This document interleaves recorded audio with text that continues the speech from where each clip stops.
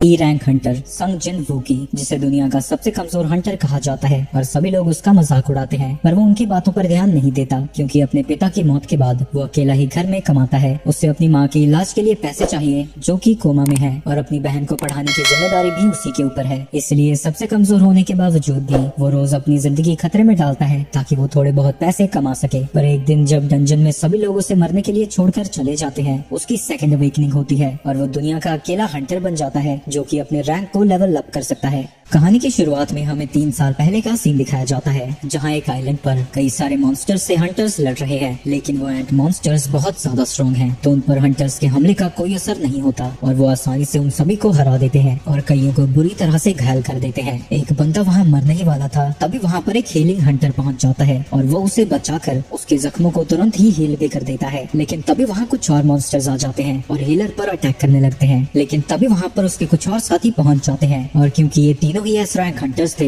इन्हें उनसे लड़ने में ज्यादा परेशानी नहीं हो रही थी। इसके तुरंत बाद ही वहाँ एक व्हाइट एंट मॉन्स्टर आ जाता है। उसके साइज को देखकर सभी को लगता है कि वो शायद उनका लीडर होगा, जिसके बाद वो दोनों हंटर्स मिलकर उससे लड़ने लगते हैं और बड़ी ही आसानी से उसे भी हरा देते हैं। लेकिन तभी वहाँ बहुत सारे व्हाइट मॉन्स्टर्स आ जाते हैं, जिससे वो समझ जाते हैं कि वो एंट मॉन्स्टर कोई लीडर नहीं था, तो वो दोनों ही अपनी पावर्स को बढ़ाकर उन सभी मॉन्स्टर्स को खत्म कर देते हैं और उनकी भयानक लड़ाई सिटी से भी लोग देख सकते थे। जहाँ ये हंटर, जिसका नाम चोई है, वो अपनी हंटर्स की आर्मी के साथ सही समय पर पहुंच जाता है क्योंकि वहाँ सैकड़ों की तादाद में वही एंट मॉन्स्टर्स आ रहे हैं। वो अपने एक ही अटैक से सभी छोटे चींटियों को खत्म कर देता है और वो बड़ी चींटियां आगे बढ़ती रहती हैं, जिनसे लड़ने के लिए बाकी के हंटर्स आगे बढ़ते हैं। इस दुनिया में 10 साल पहले ऐसे पोर्टल्स अपीयर होना शुरू हुए जो कि अलग अलग डायमेंशन से कनेक्ट होते हैं। इन पोर्टल्स के अंदर बहुत सारे मैजिकल बीस्ट और मॉन्स्टर्स होते हैं जिनके ऊपर आम वेपन्स का कोई असर नहीं होता। उन्हें मारने के लिए हंटर्स की जरूरत पड़ती है। हंटर्स वो ह्यूमंस होते हैं जिन्होंने मैजिकल एबिलिटीज को अवेकन किया है। उनकी पावर्स के हिसाब से उन्हें कई रैंक दिए गए हैं, जैसे S, A, B, C, D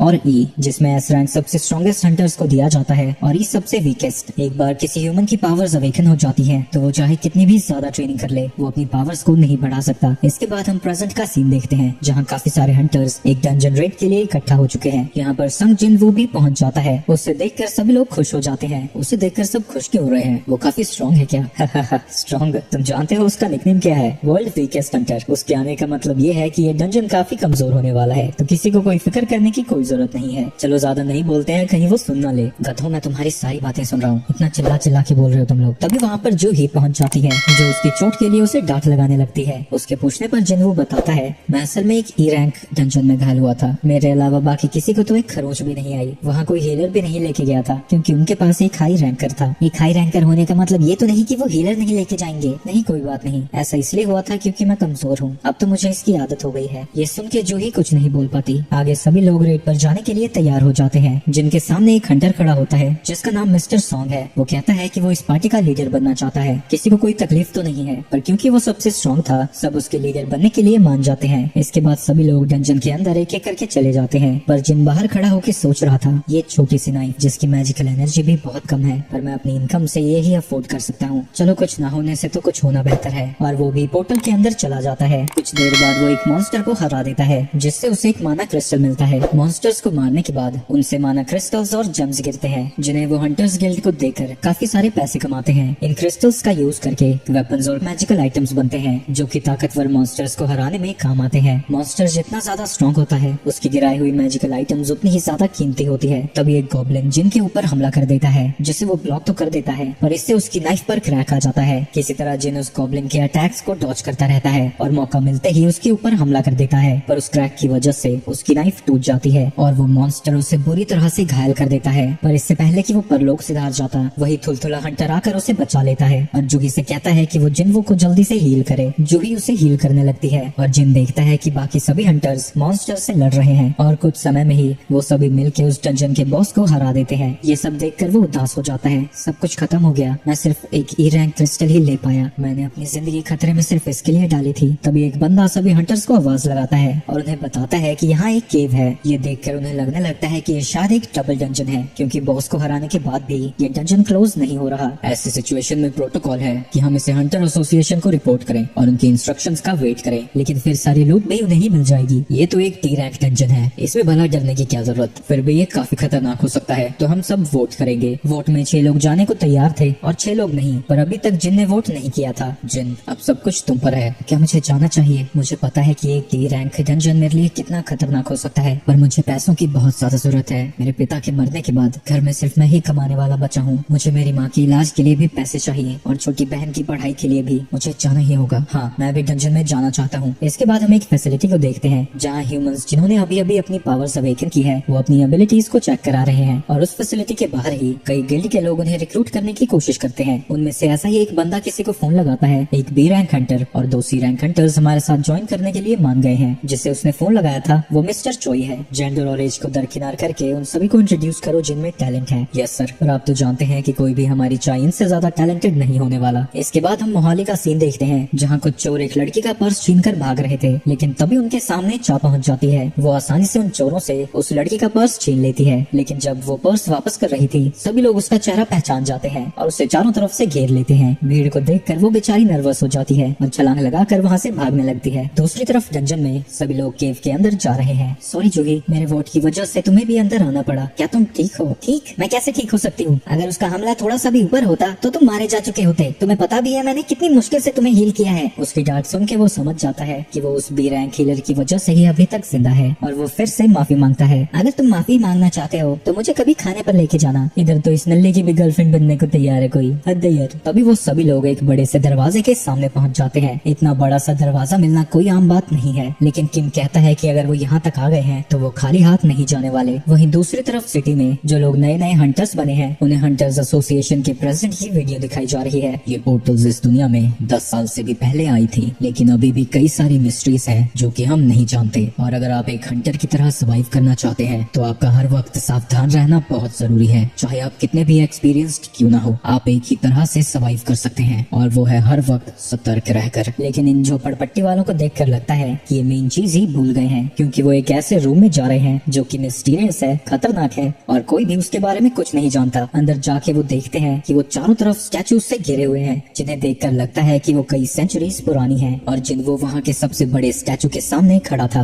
वहीं जूही को इन सब की वजह से घबराहट होने लगी। तभी उन सभी को एक स्टैचू के पास एक टैबलेट पर कुछ लिखा हुआ दिखता है। उसमें किसी गॉड को वर्शिप करने के लिए कमांडमेंट्स लिखी हुई हैं, जिन्हें की सॉन्ग पढ़ने लगता है। पहला, भगवान की पूजा करो। दूसरा, भगवान की प्रशंसा करो। और तीसरा, भगवान में विश्वास करो। तभी जिन्वो उससे कहती है कि उसने स्टैचू की आंखों को मूव करता हुआ देखा। वो स्टैचू हमें देख रहा था। जो भी इन बातों को ओबे नहीं करेगा वो इस जगह से कभी बाहर नहीं जा पाएगा। वो जैसे ही इतना पढ़ता है, जिस दरवाजे से वो आए थे वो दरवाजा अचानक से बंद हो जाता है। ये देखकर सभी लोग डर जाते हैं और एक हंटर कहने लगता है कि यही वजह थी कि मैं यहाँ आना नहीं चाहता था। ये सारे ट्रेजर तुम ही रखो, मैं जा रहा हूँ यहाँ से। वो दरवाजे को धक्का दे ही रहा था, तभी एक स्टैचू उसके ऊपर हमला कर देता है और हम देखते हैं कि उसका सर उसके धड़ से अलग हो चुका था। ये देखकर वहाँ मौजूद सभी हंटर्स की फट जाती है और वो सब लोग डर के मारे चिल्लाने लगते हैं। उस हंटर का रैंक क्या था? उस स्टैचू ने इतनी जल्दी कैसे उसे हरा दिया? वो मुझसे तो बहुत ज्यादा ताकतवर होगा, लेकिन वो भी पलक झपकते ही मारा गया। ये क्या हो रहा है? ये तो एक डी रैंक डंजन था ना, इसमें तो ऐसा होना ही नहीं चाहिए। तभी उसे जूही की बात याद आती है और वो पीछे बड़े वाले स्टैचू को देखता है। तभी उस स्टैचू की आंखें जिन्वो को देखने लगती है, जिससे जिन्वो और भी ज्यादा डर जाता है। मैं पहले भी जिंदगी और मौत की सिचुएशन से गुजर चुका हूँ। मैं अपने पहले ही मिशन मेरे टीम से अलग हो गया था, जिसकी वजह से एक ही रैंक मॉन्स्टर ने इतनी बुरी तरह से घायल किया कि मुझे 4 हफ्तों तक हॉस्पिटल में रहना पड़ा। और एक बार जब मैं मेज में फंस गया था, मैं तो लगभग भूख से मर ही गया था। एक लो रैंक डंजन में भी जाना मेरे लिए जिंदगी और मौत का सवाल है। हंटर्स जो मॉन्स्टर्स के जम से पैसे कमाते हैं वो बेहतर गियर्स और वेपन्स में खर्च करते हैं ताकि वो और भी ज्यादा ताकतवर मॉन्स्टर्स को हरा सके। लेकिन मेरे पास तो बस ये सस्ती सी नाइफ है। अगर इस नाइफ को कुछ हो गया तो मुझे मॉन्स्टर से हाथों से ही लड़ना होगा। अगर मुझे सर्वाइव करना है तो मुझे हर वक्त चौकन्ना रहना पड़ता है। मुझे हर तरह के लूप होल को देखते रहना होता है ताकि मैं कुछ पैसे कमा सकूं। शायद इसीलिए मुझे खतरे के बारे में सबसे पहले पता चला। जिन्वो चिल्लाकर सभी को नीचे झुकने को कहता है। तभी उस स्टैचू की आंख से आग बाहर आती है, जिससे एक हंटर जल के राख में बदल जाता है और उसके लेजर की वजह से जमीन भी पिघल जाती है। किसी तरह जिन जूही को बचाने बचाने में कामयाब होता है। ये सब कैसे हुआ? हम यहाँ फंस चुके हैं। क्या यहाँ से बाहर जाने का कोई रास्ता नहीं है? क्या मैं यही मरने वाला हूँ? कोई भी अपनी जगह से मत हिलना, नहीं तो ये स्टैचू फिर से हमला करेगा। चूही अभी भी काफी ज्यादा डरी हुई थी। जिन, अगर तुमने स्टैचू के मूवमेंट को नोटिस ना किया होता तो हम सब मारे गए होते। तो अभी जिन देखता है कि सॉन्ग का एक हाथ कट चुका था, तो वो उसके हाथों में पट्टी बांध देता है। मैं जूही को खुद को हील करने को कहता, पर वो दिमागी रूप से काफी ज्यादा कमजोर है, इसलिए वो बी रैंक होने के बावजूद भी सिंपल रेड्स में ही हिस्सा लेती है। मैं भी कई बी रैंक डंजन्स में जा चुका हूँ और मैं ये साफ साफ देख सकता हूँ हमारे सामने जो मुसीबत है उसे एक एस रैंक डंजन में होना चाहिए। तभी जिन को उस टैबलेट पर लिखी हुई बातें याद आती है और जिन को लगता है कि जिस भगवान की उसमें बात हुई थी वो शायद वही स्टैचू है। तभी एक हंटर खड़ा होता है। मुझे अपनी स्पीड पर पूरा भरोसा है, मैं उसके अटैक करने से पहले यहाँ से चला जाऊंगा, लेकिन अपनी फुल स्पीड में भी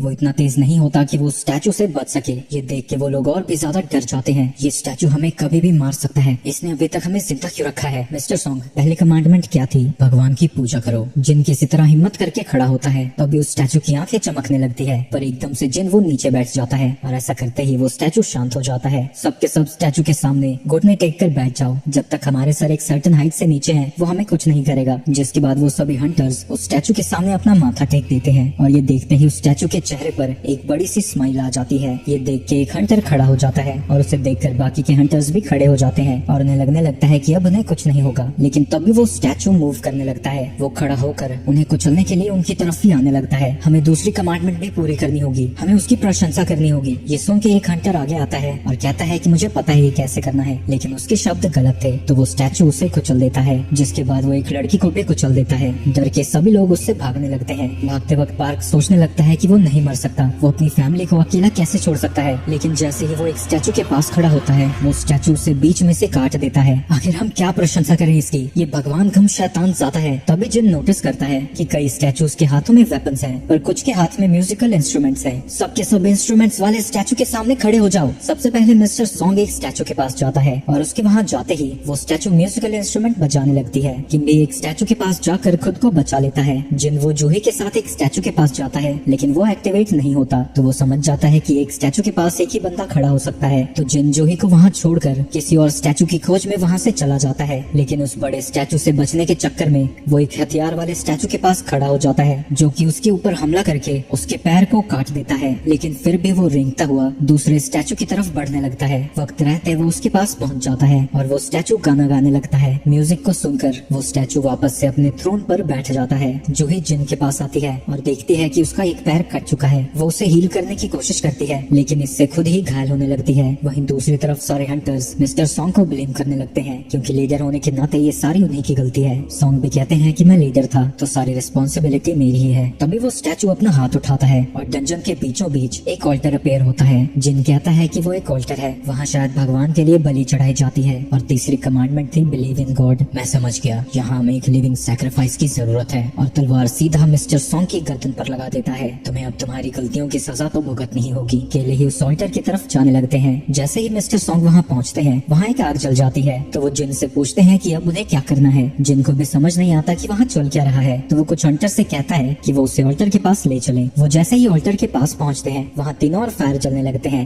मिस्टर सॉन्ग, अगर हम यहाँ रुक गए तो क्या कोई हमें बचाने यहाँ आएगा? इस डंजन को ओपन हुए आज 7 दिन हो जाएंगे। हमारे रेस्क्यू होने से पहले ये स्टैचू हमें मार डालेंगे। आगे हमें पता चलता है कि अगर कोई पोर्टल 7 दिन तक ओपन रहता है तो उसका बैरियर टूट जाता है और सभी मॉन्स्टर्स इंसानी दुनिया में जा सकते हैं। इसके बाद हम डंजन के बाहर का सीन देखते हैं, जहाँ जिन की बहन उनकी बीमार माँ से मिलने आई थी। उसकी माँ कोमा में है और वो उसे अपने आज के दिन के बारे में बताने लगती है। जिन बाकी के हंटर्स को भी अंदर बुलाता है, जिससे वहाँ 2 और आग चलती है और उनके चारों तरफ एक ब्लू कलर का घेरा भी बन जाता है। ऐसा होते ही जिस दरवाजे से वो अंदर आए थे वो दरवाजा खुल जाता है। वो बाहर जाने के बारे में सोच ही रहे थे, तभी एक ब्लू कलर की फ्लेम बुझ जाती है और उसके ऐसा होते ही सभी स्टैचूज उनकी तरफ बढ़ने लगते हैं। जिन वो देखता है कि जिस पर भी उसकी नजरें होती थी वो स्टैचू चलना बंद कर देता है। तो वो सभी लोगों से कहता है कि वो स्टैचूज को देखते रहे। सभी लोग ऐसा ही करते हैं, लेकिन एक लड़की बहुत ज्यादा डर जाती है और वो डर के मारे दरवाजे से बाहर चली जाती है। उसके जाते ही एक फ्लेम बुझ जाती है, जिससे वो दरवाजा थोड़ा सा बंद हो जाता है। जिन इन सारी चीजों को समझने की कोशिश करने लगता है, लेकिन तभी जिस हंटर ने उसे पकड़ा हुआ था वो भी दौड़ के वहाँ से बाहर चला जाता है। सभी लोग यहीं रुके रहो, ये ब्लू वाली फ्लेम्स टाइम के साथ बुझ रही हैं। शायद वो गॉड हमारा टेस्ट ले रहा है। अगर सभी फ्लेम्स को बुझने तक हम यहाँ रुक गए तो शायद हम सब यहाँ से जा सके। लेकिन किम, ऐसा भी तो हो सकता है कि फ्लेम्स के बुझते ही वो स्टैचू हमें मार दे। मुझे नहीं लगा था कि तुम्हारे जैसा हंटर हमारे लिए इतना यूजफुल होगा। पर मैं तुम्हारी मदद के लिए तुम्हारा शुक्रिया अदा करता हूँ, मुझे माफ कर दो जिन। जिसके बाद वो भी वहाँ से भाग जाता है। अब वहाँ सिर्फ 3 लोग ही बचे थे। सॉन्ग जिन और जूही को यहाँ से जाने को कहता है, तब तक वो इन्हें देखता रहेगा। लेकिन इतना माना यूज करने की वजह से जूही के पैर काम करना बंद कर देते हैं। तो जिन सॉन्ग से कहता है कि वो जूही को लेकर यहाँ से चले जाएं। मेरा पैर तो वैसे ही कट चुका है, मैं कुछ नहीं कर पाऊंगा। जूही उससे छोड़कर नहीं जाना चाहती। तभी वो उसे अपना क्रिस्टल देता है। मुझे माफ करना, मैं तुम्हें डिनर पर तो नहीं ले जा पाया, पर इससे खुद के लिए कुछ खरीद लेना। जब मैं बाहर आऊंगा तो मुझे पैसे वापस कर देना। तभी सॉन्ग उसकी गर्दन पर हमला करके जूही को बेहोश कर देता है और उसके साथ दरवाजे के बाहर चला जाता है। शुक्र है सिर्फ मैं ही मरने वाला हूँ, मुझे और इंश्योरेंस खरीद लेना चाहिए था, इससे मेरी फैमिली की और मदद हो जाती। वो एक तलवार उठा लेता है। तुम में से कोई ना कोई मेरे साथ तो जरूर आएगा। लेकिन भला वो इतने बड़े स्टैचूज के सामने क्या कर सकता था। वो स्टैचू उसे बुरी तरह से मारने लगते हैं, जिससे उसका एक हाथ भी कट जाता है। वो स्टैचूज उसके ऊपर हमला करते रहते हैं। ये सब क्या हो रहा है, ये सब मेरे साथ ही क्यों हो रहा है। मैं भी स्ट्रॉन्ग बनना चाहता था,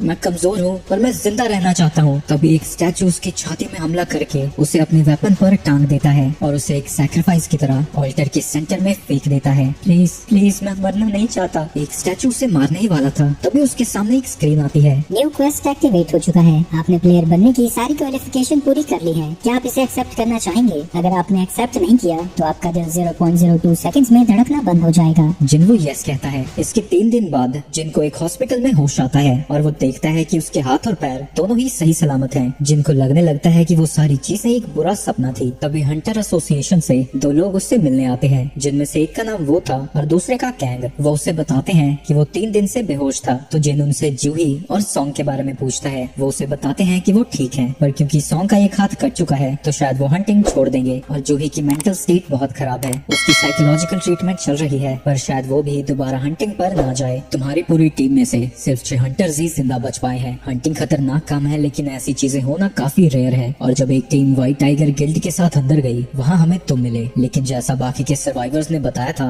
वहाँ कोई भी स्टैचू नहीं था। अगर हमें वहाँ कोई डेड बॉडी ना मिलती तो हम ये सारी चीजों को झूठ मान सकते थे और सबके जिम्मेदार तुम ठहराए जाते, पर ऐसा नहीं है। जिन्वू, क्या तुमने रीअवेकनिंग एक्सपीरियंस की है? अवेकनिंग के बाद कोई भी हंटर अपनी पावर्स को नहीं बढ़ा पाता, लेकिन कुछ रेयर हंटर्स होते हैं जो कि रीअवेकनिंग एक्सपीरियंस करते हैं, जिसके बाद वो सीधा ए रैंक या फिर एस रैंक हंटर्स बनते हैं। वो उसके पास एक मैजिक डिटेक्टर रखता है और जिन खुशी खुशी उसके ऊपर अपना हाथ रखता है। उन सबको इसलिए लग रहा था कि जिन्वू ने सेकंड अवेकनिंग एक्सपीरियंस की है, क्योंकि सर्वाइवर्स के हिसाब से वो स्टैचूज बहुत ज्यादा स्ट्रॉन्ग थे। तो वहाँ कोई ए रैंक हंटर तो सर्वाइव कर ही नहीं पाता, उसके लिए उसे ए रैंक या फिर एस रैंक होना होगा। लेकिन उसका पावर लेवल 10 दिखता है, यानी वो अभी भी ई रैंक है। किसी भी ई रैंक हंटर का स्कोर भी कम से कम 70 आता है, इसका तो 10 है। ये तो एक आम आदमी है। उन्हें समझ नहीं आता कि इतना कमजोर आदमी वहाँ से बाहर कैसे आ गया। इन सालों ने फालतू में मुझे एक्साइटेड कर दिया और लगता है वो लोग इस स्क्रीन को नहीं देख पा रहे थे। तभी उससे मिलने उसकी बहन पहुँच जाती है और उसे डांट लगाने लगती है। लंबी चौड़ी डांट सुनाने के बाद वो उससे कहती है कि अगर फिर से उसने अपनी जिंदगी खतरे में डाली तो वो स्कूल छोड़कर काम पे लग जाएगी, ताकि उसे फिर से ऐसा ना करना पड़े। मैं वादा करता हूँ कि ऐसा दोबारा नहीं होगा। मुझे एक बात बताओ, क्या तुम्हें ये स्क्रीन दिख रही है? लेकिन जीना को कुछ नहीं दिख रहा था। अच्छा जिन, एक बात बताओ, तुमने तो काफी सारी गेम्स खेली है ना, अनरीड मैसेजेस को कैसे खोलते हैं? तुम्हें मैसेजेस को बस ओपन करना होगा। Messages open? हाँ। उसके इतना कहते ही उसके मैसेजेस खुल जाते हैं। सिस्टम उसे बताता है कि वो उसकी ताकत बढ़ाने के लिए है, पर अगर उसने इसे फॉलो नहीं किया तो उसे पनिशमेंट भी दी जाएगी और उसे कई रिवॉर्ड्स भी मिले हैं, पर उसे कुछ नहीं पता कि यहाँ चल क्या रहा है। तो वो अपने डेली क्वेस्ट को एक्सेप्ट कर लेता है। उस क्वेस्ट में उसके पास काफी सारे गोल थे, जैसे 100 पुशअप्स, 100 सिटअप्स, 100 स्क्वाट्स और 10 किलोमीटर दौड़ना। अगर उसने इसे कंप्लीट नहीं किया तो उसे सजा मिलेगी। अबे मजाक कर रहा है क्या? अभी तो मैं रिकवर भी नहीं हुआ और हॉस्पिटल में क्या दौड़ूंगा, सोने दे मुझे। दूसरी तरफ चोई चाही को कह रहे थे कि वो एक बी रैंक रेड में इंस्ट्रक्टर की तरह जा रही है। इस रेड से वो अपने नए रिक्रूट्स को ट्रेन और टेस्ट करने वाले हैं और उनके हिसाब से इस जॉब के लिए चाही सबसे बेहतर है। मुझे नहीं लगता कि मैं लोगों को सिखा सकती हूँ, तुम्हें बस लड़ना है, बाकी सब वो तुम्हें देखकर खुद सीख जाएंगे। हमारा गिल्ड इस कंट्री के टॉप 5 गिल्ड्स में से एक है, पर इंटरनेशनल स्टेज पर हम कुछ भी नहीं है। हंटर्स का लेवल भले ही ना बढ़ सकता हो, लेकिन प्रैक्टिस से उनकी कॉम्बैट स्किल तो इम्प्रूव की जा सकती है। वहीं किसी और जगह एक और पोर्टल खुल जाता है जो कि रास्ते के बीचों बीच था। वहीं हॉस्पिटल में जिन सो रहा था। तभी रात के 12 बज जाते हैं और नोटिफिकेशन उसे बताती है कि उसने अपना क्वेस्ट पूरा नहीं किया। तभी वहाँ जमीन हिलने लगती है और वो जैसे ही बेड से गिरता है वो देखता है कि वो एक डेजर्ट में पहुंच चुका है, जहाँ उसके पीछे एक सेंटिपीड मॉन्स्टर आ जाता है और सामने की स्क्रीन से उसे पता लगता है कि डेली क्वेस्ट पूरा ना करने की सजा के तौर पर उसे 4 घंटों तक इस मॉन्स्टर से बचना होगा। दूसरी तरफ नर्सेस हॉस्पिटल में देखती हैं कि जिन वहाँ नहीं है और वो उसे ढूंढने लगते हैं। वही जिन अभी भी उसी मॉन्स्टर से भाग रहा है और वो मॉन्स्टर उसे खाने ही वाला था, लेकिन ऐन वक्त पर टाइमर खत्म हो जाता है और पेनल्टी खत्म होते ही वो वो वापस से हॉस्पिटल में आ जाता है। टास्क को पूरा करने के लिए उसे एक रिवॉर्ड भी मिलता है, पर वो पहले ही बेहोश हो चुका था। कुछ दिन बाद जिन अपनी बहन को बता रहा था कि थोड़े दिन में ही वो घर वापस आ जाएगा। दूसरी तरफ जूही को एक डी रैंक डंजन में जाने का ऑफर आता है, लेकिन जूही वहाँ जाने से मना कर देती है। तभी वो बंदा उसे बताता है कि जिन वो पूरी तरह से ठीक हो गया है। ये सुन के वो खुश हो जाती है और हॉस्पिटल में उससे मिलने जाती है। वहाँ नर्सेस बात कर रही थी।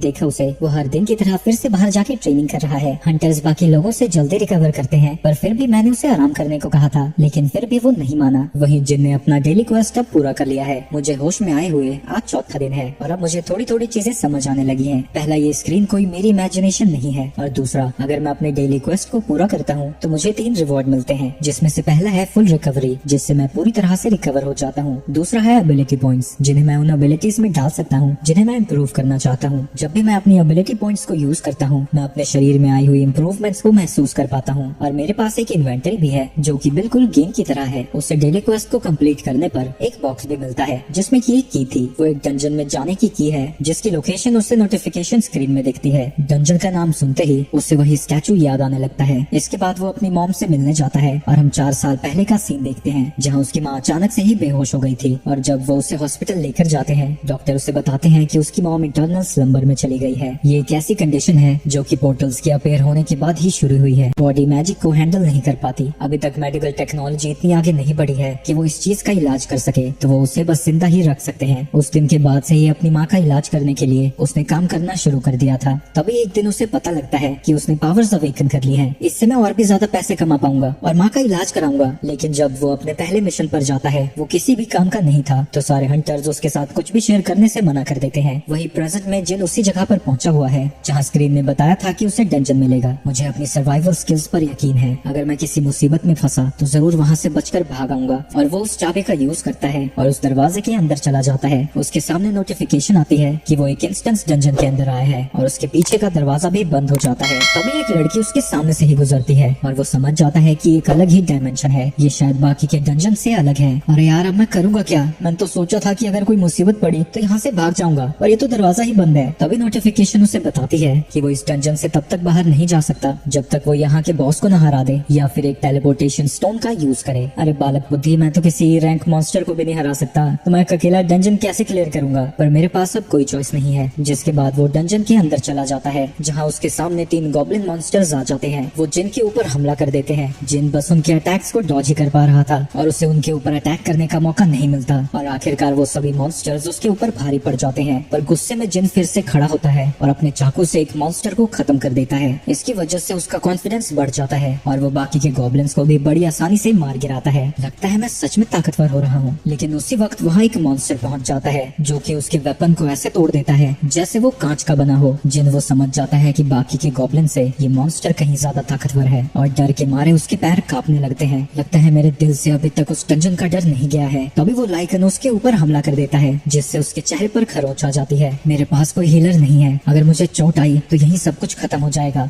जिन उस मॉन्स्टर के अटैक्स को डॉज करता रहता है और उसे यकीन नहीं होता कि वो कितना लाइट महसूस कर रहा है। वो फिर से उसके ऊपर हमला करने आता है, लेकिन जिन अब डर डर के परेशान हो चुका था और अब फाइनली वो उससे लड़ने लगता है। उसके मुक्के से वो लाइकन उड़ता हुआ दूर जाता है। क्या मेरी ताकत इतनी बढ़ गई है? लेकिन मुझे नहीं लगता कि इसका कोई फायदा है, क्योंकि उसके मुकाबले अभी भी मैं बहुत कमजोर हूँ। जिसके बाद वो लगातार उसे मुक्के मारता रहता है, लेकिन इन हमलों का उस पर कोई असर नहीं होता। तो उसे फिर से उस मॉन्स्टर के अटैक्स को डॉज करना पड़ता है। आखिर मैं अब करूँ क्या? ना मेरे पास कोई पार्टी है, ना ही कोई हीलर। अगर ऐसा ही चलता रहा तो मैं मारा जाऊंगा। काश मेरे पास कोई मैजिकल वेपन होता। तभी उसे याद आता है कि उसके पास एक इन्वेंटरी भी है जिसके अंदर से वो एक बड़ी सी तलवार निकालता है, जिसका यूज करके वो मॉन्स्टर को बीच में से काट देता है। एक सेकंड, ये तलवार मेरी इन्वेंटरी में क्या कर रही है? किम ने तो कहा था कि उसने इसे 3 मिलियन में खरीदा है। तभी उसके जख्म हील होने लगते हैं और उसी वक्त वहाँ 2 और लाइकन पहुँच जाते हैं। लेकिन अब जिन को डर नहीं लग रहा था, क्योंकि अब उसके पास एक वेपन है, पर वो तलवार जमीन में फंस चुकी है। वो मॉन्स्टर्स उसकी तरफ बढ़ते रहते हैं और अब जिन की फटने लगी है, पर एन वक्त पर वो तलवार को बाहर निकाल लेता है। पर जब वो उन वुल्फ्स पर हमला करता है, एक वुल्फ उसके हमले से बच जाता है और दूसरा तो उसकी तलवार को ही पकड़ लेता है। तो जिन उस वुल्फ को लात मारता है और तलवार से उसके मुंह को ही काट देता है। जिसके बाद वहाँ सिर्फ एक ही मॉन्स्टर बचा था। ये मॉन्स्टर्स वहाँ के मुकाबले तो कुछ भी नहीं है। वही वो मॉन्स्टर डर के वहाँ से भाग जाता है और अब फाइनली उसे थोड़ा आराम करने का मौका मिल जाता है और वो देखता है कि वो लेवल 2 तक पहुँच गया है। डेली क्वेस्ट कंप्लीट करके तो कभी मेरा लेवल नहीं बढ़ा। लगता है ये असली लड़ाई है, इसलिए बढ़ गया। मेरे जख्म भी हील हो गए हैं और लगता है जब मैं लेवल अप करता हूँ मेरा हर स्टैट 1 पॉइंट से बढ़ जाता है। इसके बाद वो लाइकन के पास पास जाता है जिससे उसे एक फैंग मिलता है। अगर ये गेम है तो क्या ये वाला डंजन और यहाँ के मॉन्स्टर्स गेट वाले डंजन से अलग है? तभी उसके सामने एक शॉप की स्क्रीन आ जाती है, लेकिन उसका लेवल बहुत कम है इसलिए वो कुछ नहीं खरीद सकता, लेकिन वो चीजों को बेच जरूर सकता है और उसे बेचने पर 20 गोल्ड मिलते हैं। इसकी वैल्यू कितनी होगी? पर मैं ई रैंक डंजन में हूँ तो ज्यादा तो होने से रहा। अब मुझे क्या करना चाहिए? बिना बॉस को हराए मैं बाहर तो जाने से रहा और इतनी जल्दी मुझे टेलीपोर्टेशन स्टोन भी नहीं मिलेगा, लेकिन अगर मैं ऐसे ही बैठा रहा तो भूख से ही मर जाऊंगा। अगर मैं बॉस को हराना चाहता हूँ तो मुझे मॉन्स्टर्स को मारकर अपने लेवल को बढ़ाना होगा। इतना बोलते ही उसके सामने बहुत सारे लाइक मॉन्स्टर्स आ जाते हैं। जिन हिम्मत जुटाता है और उन वुल्फ से लड़ना शुरू कर देता है। मैं तुमसे आसानी से नहीं मरने वाला, पर मुझे पता है कि तुम भी हार नहीं मानोगे, पर इसी में तो मजा है, तभी तो मेरा लेवल बढ़ेगा और मेरी ताकत भी। जिन सभी मॉन्स्टर्स को मारता रहता है और उसके सामने नोटिफिकेशन पे नोटिफिकेशन आती रहती है। जब वो सभी मॉन्स्टर्स को मार देता है उसे फाइनल नोटिफिकेशन आती है, उसे वुल्फ असैसिन का टाइटल मिला था।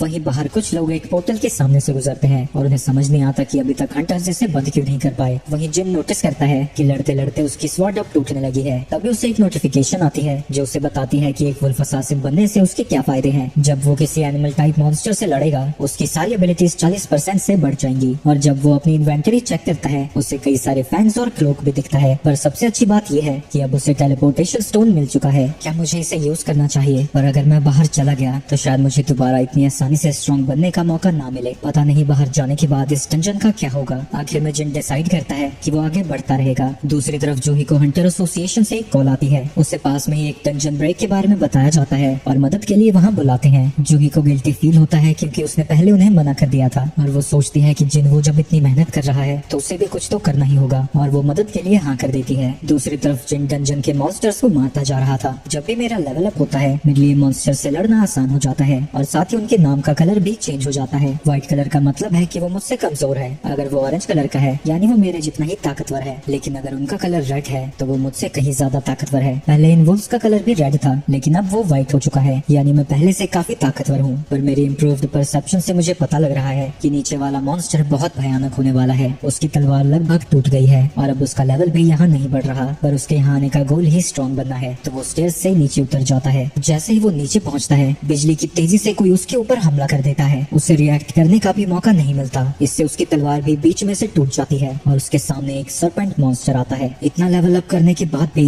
उस मॉन्स्टर का नाम ऑरेंज में दिख रहा है। इस डंजन का बॉस तो यही मॉन्स्टर है। मुझे नहीं लगता कि इसकी थिक स्केल्स को मेरी तलवार से कुछ होने वाला है। वो जानता है कि बिना वेपन के लड़ना अपनी मौत को दावत देना है। उस मॉन्स्टर के अगले हमले की वजह से जिन पानी में गिर जाता है, लेकिन वो मॉन्स्टर पानी में भी उसका पीछा नहीं छोड़ता। जिन गन्ने की बोरी की तरह इधर से उधर उड़ता रहता है और यहाँ तक कि उसके ऊपर एक ट्रेन भी फेंकी जाती है। उसे लगा था कि वो अब ताकतवर हो गया है, लेकिन अब वो समझ चुका है कि ये काफी नहीं था और वो सोच में पड़ जाता है कि आखिर मुझे कितना स्ट्रॉन्ग बनना होगा, कब मैं दूसरों के लिए बोझ बनना बंद करूंगा। उसे मिस्टर सॉन्ग की बात याद आती है। सभी लोग तुम्हें सबसे वीकेस्ट हंटर कहते हैं, अगर तुम उन सभी को गलत साबित करना चाहते हो तो तुम्हें कड़ी ट्रेनिंग करनी होगी। तभी वो मॉन्स्टर फिर से जिन पर हमला कर देता है और उसे कूदते कूदते एक अलग ही एरिया में ले जाता है। मुझे वो निकनेम इसलिए दिया गया था क्योंकि मैं सबसे कमजोर था। जिनके पास ताकत होती है वो हर सिचुएशन में ऊपर होते हैं, लेकिन कमजोरों का ताकतवर के पास कोई काम नहीं होता। वो सिर्फ डर के मारे कांपते हैं और लूजर्स की तरह सब कुछ होता हुआ देखते हैं। कमजोर कितना ही चालाक, तेज या समझदार हो, अगर उसका सामना ताकत से है तो वो हमेशा हारेगा। तो जिन वो अपनी पूरी जीत जान लगाकर उस मॉन्स्टर पर हमला करने लगता है। वो उसके ऊपर चढ़ जाता है, लेकिन वो मॉन्स्टर उसे दीवार पर मारकर नीचे गिरा देता है। मैं ताकतवर बन के रहूंगा। उसकी पूरी बॉडी ग्लो करने लगती है। मैं इतनी जल्दी हार नहीं मान सकता। उस मॉन्स्टर के सामने ये चीज कुछ भी नहीं है। लड़ते लड़ते जिनवो उस मॉन्स्टर को अपने हाथों से पकड़ लेता है। जिनवो ने अपने सारे पॉइंट्स स्ट्रेंथ में डाल दिए थे और अब वो उसे यूज करने लगता है। वो अपनी पूरी जान लगाकर उस मॉन्स्टर के स्केल्स को तोड़ने लगता है। स्नेक उसे गिराने की कोशिश करता है, लेकिन जिन उसे नहीं छोड़ता और वो अपनी पूरी ताकत लगाकर उस मॉन्स्टर का गला दबा के मार देता है। तभी उसके सामने एक नोटिफिकेशन आती है और उसे पता लगता है कि वो कई बार लेवल अप हो चुका है। जिन स्माइल करता है, आखिरकार मेरी ताकत थोड़ी तो बढ़ी गई। जिसके बाद उस मॉन्स्टर को हराने की वजह से उसे एक खतरनाक सा डैगर मिलता है जो कि किंग की स्वॉर्ड से दुगनी ताकतवर है और उसमें पैरालिसिस और ड्रेन की एबिलिटी भी है और साथ ही उसे एक पॉइजन भी मिलता है जिससे उसकी स्किन तो मजबूत हो जाएगी पर वो उसके मसल्स की ऐसी की तैसी कर देंगे। और क्योंकि उसने बॉस को हरा दिया था वो डंजन खत्म हो जाता है और जिन वो एक ट्रेन स्टेशन में खड़ा था। वो अपनी टूटी हुई स्वॉर्ड के साथ बाहर आता है, लेकिन वहाँ आसपास एक भी इंसान नहीं दिख रहा था। वहाँ खड़ा सोल्जर जल्दी ही उसे छुपने को कहता है, पर उस तलवार को देखकर वो समझ जाता है कि वो एक हंटर है, तो वो उसे अपने साथ चलने को कहता है। रास्ते में इधर उधर देखकर उसे पता लग जाता है कि कोई डंजन ब्रेक हुआ है।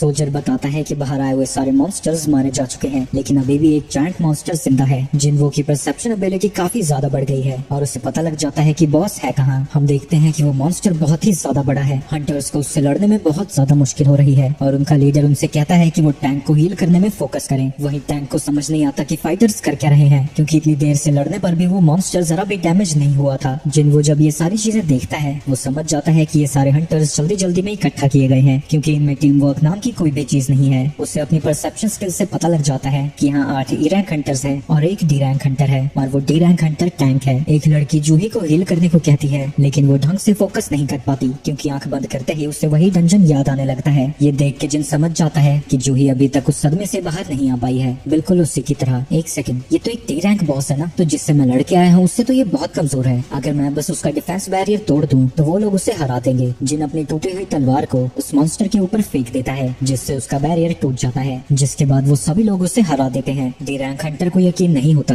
कि जिस पे वो इतनी देर से हमला कर रहे थे वो एक टूटी हुई तलवार से हार गया और वो वहाँ खड़े सोल्जर से पूछता है कि इसे किसने फेंका था। सोल्जर उसे बताने लगता है, पर जिनवो तब तक वहाँ से जा चुका था। वो जरूर एक हाई रैंकिंग हंटर होगा। मुझे नहीं लगा था कि मैं एक ही हमले में उसे हरा दूंगा। लगता है वो पहले से ही काफी कमजोर हो गया था। और जूही सोचने लगती है कि क्या वो जिनवो था। आगे जिन को रोज डेली क्वेस्ट मिलते रहते हैं, जिन्हें कंप्लीट कर करके वो अपना लेवल अप करता रहता है। वहीं दूसरी तरफ हॉस्पिटल की सारी लड़कियां अपने जिनवो पर लट्टू हो रखी है। वो कहने लगती हैं कि वो जब आया था तो बड़ा ही पतला सुतला था, पर अब बहुत ज्यादा हैंडसम हो गया है और ऊपर से बहुत अच्छी बॉडी भी है उसकी। जिन एक्सरसाइज ही कर रहा था तभी एक नर्स उसके रूम में आ जाती है और उसकी बॉडी को देखकर शर्मा जाती है। वो उससे पूछती है कि क्योंकि वो आज डिस्चार्ज होने वाला है तो वो कैसा महसूस कर रहा है। वो कहता है कि वो बहुत अच्छा है, तो वो उसे डिस्चार्ज के डॉक्यूमेंट्स फिल करने को दे देती है। जिन थैंक यू बोलकर वहाँ से जा ही रहा था तभी वो नर्स उसे रोककर उसका फोन नंबर मांग लेती है। ये मेरा नंबर क्यों मांग रही है? अच्छा, इसने टेस्ट रिजल्ट देने होंगे ना। जिसके बाद वो उसे नंबर दे देता है। इसके बाद हम एक न्यूज इंटरव्यू देखते हैं जहाँ की बाइक बैठा हुआ था, जो कि एक S रैंक हंटर है जिसने उन जायंट एंट्स को मारा था। वो इस कंट्री के 7 S रैंक हंटर्स में से एक है। इंटरव्यूअर के पूछने पर वो उसे बताने लगता है कि वो खुद को मेंटेन करने के लिए रोज ट्रेनिंग करता है। दूसरी तरफ जिन्हा स्कूल जा रही थी तभी वो अपने भाई को देखती है और उससे पूछती है कि क्या वो ट्रेनिंग कर रहा है, और ऊपर से उसकी हाइट भी पहले से लंबी हो गई है। हाँ, शायद ट्रेनिंग की वजह से हुआ है ये। जिसके बाद वो उसे छाता देकर स्कूल भेज देता है। उसके जाने के बाद वो सोचने लगता है कि उसे अपनी पॉइंट्स को किस एबिलिटी में लगाना चाहिए। वो ये सब सोच ही रहा था तभी उसके मकान मालिक का फोन आ जाता है। जिन घबराया हुआ उसका फोन उठाता है। तुमने अभी तक अपना किराया नहीं भरा है, लेकिन अगर तुम्हें कोई दिक्कत है तुम बाद में भी भर सकते हो। नहीं, मुझे कोई दिक्कत नहीं है, थोड़े समय में मैं भर दूंगा। अब मैं पहले से ताकतवर हो गया हूँ और गॉब्लिन्स को तो आसानी से मार सकता हूँ, तो किराया भरना मेरे लिए कोई बड़ी बात नहीं है। इसके बाद वो ऑनलाइन जॉब्स को ढूंढने लगता है। अगर मुझे ज्यादा पैसे कमाने हैं तो मुझे हाई रैंकिंग गेट में जाना होगा, लेकिन मेरा रैंक तो सिर्फ E है। क्या मुझे दोबारा से टेस्ट देना चाहिए? लेकिन अगर मैंने टेस्ट दिया तो मेरे ऊपर बहुत ज्यादा टेंशन आ जाएगी, क्योंकि सेकंड अवेकनिंग बहुत ज्यादा रेयर होती है और ऊपर से ऐसा कोई इंसान नहीं है जो कि अपना लेवल इंक्रीज करके अपनी ताकत बढ़ा सकता हो। जिसके बाद वो जॉब लिस्टिंग्स देखने लगता है, जहाँ की एक जॉब को देखकर वो शॉक हो जाता है और अपनी डेली क्वेस्ट को कंप्लीट करता हुआ वहाँ पहुँच जाता है, जहाँ वो एक हांग नाम के हंटर से मिलता है। हांग उससे माफी मांगता है क्योंकि उसका सारा ग्रुप जिनवो को सबसे वीकेस्ट हंटर मानता है, पर जिन कहता है कि उसे तो इन सब की आदत है। असल में ये एक C रैंक मिशन है और हमें इस गेट को एंटर करने के लिए 8 लोगों की जरूरत थी, तो हमें तुम्हारी जरूरत सिर्फ कोटा पूरा करने के लिए ही है। और क्योंकि तुम लड़ाई नहीं करने वाले हो, तुम्हें लूट का कुछ भी हिस्सा नहीं मिलेगा, पर पार्टिसिपेशन के लिए तुम्हें 2 मिलियन वॉन्स मिलेंगे। जिन उसकी टीम को देखता है और उसे पता लगता है कि वहाँ 4 C रैंकर्स हैं और 2 D रैंकर। जिन इस मिशन के लिए मान जाता है और हांग उसे बताता है कि उसका काम सिर्फ सप्लाईज को कैरी करना होगा और उनके साथ कोई हीलर नहीं जा रहा है, क्योंकि इंडिपेंडेंट मिशंस पर जाते हुए कोई भी हीलर तैयार नहीं होता है। ये सुन के जिन को थोड़ा डाउट होने लगता है। इसके बाद वो उसे कॉन्ट्रैक्ट भी साइन करने को देता है, जिसपे ये लिखा है कि अगर डंजन में उसे कुछ हो जाता है तो हंटर्स की जिम्मेदारी नहीं है। इसके बाद हम एक और हंटर को देखते हैं जो कि D रैंक है, पर उसके आर्मर्स और वेपन्स बहुत ही ज्यादा महंगे हैं। उन्हें देखकर जिन समझ जाता है ये कोई अमीर बाप की औलाद है और वो अपना नाम जिन हो बताता है।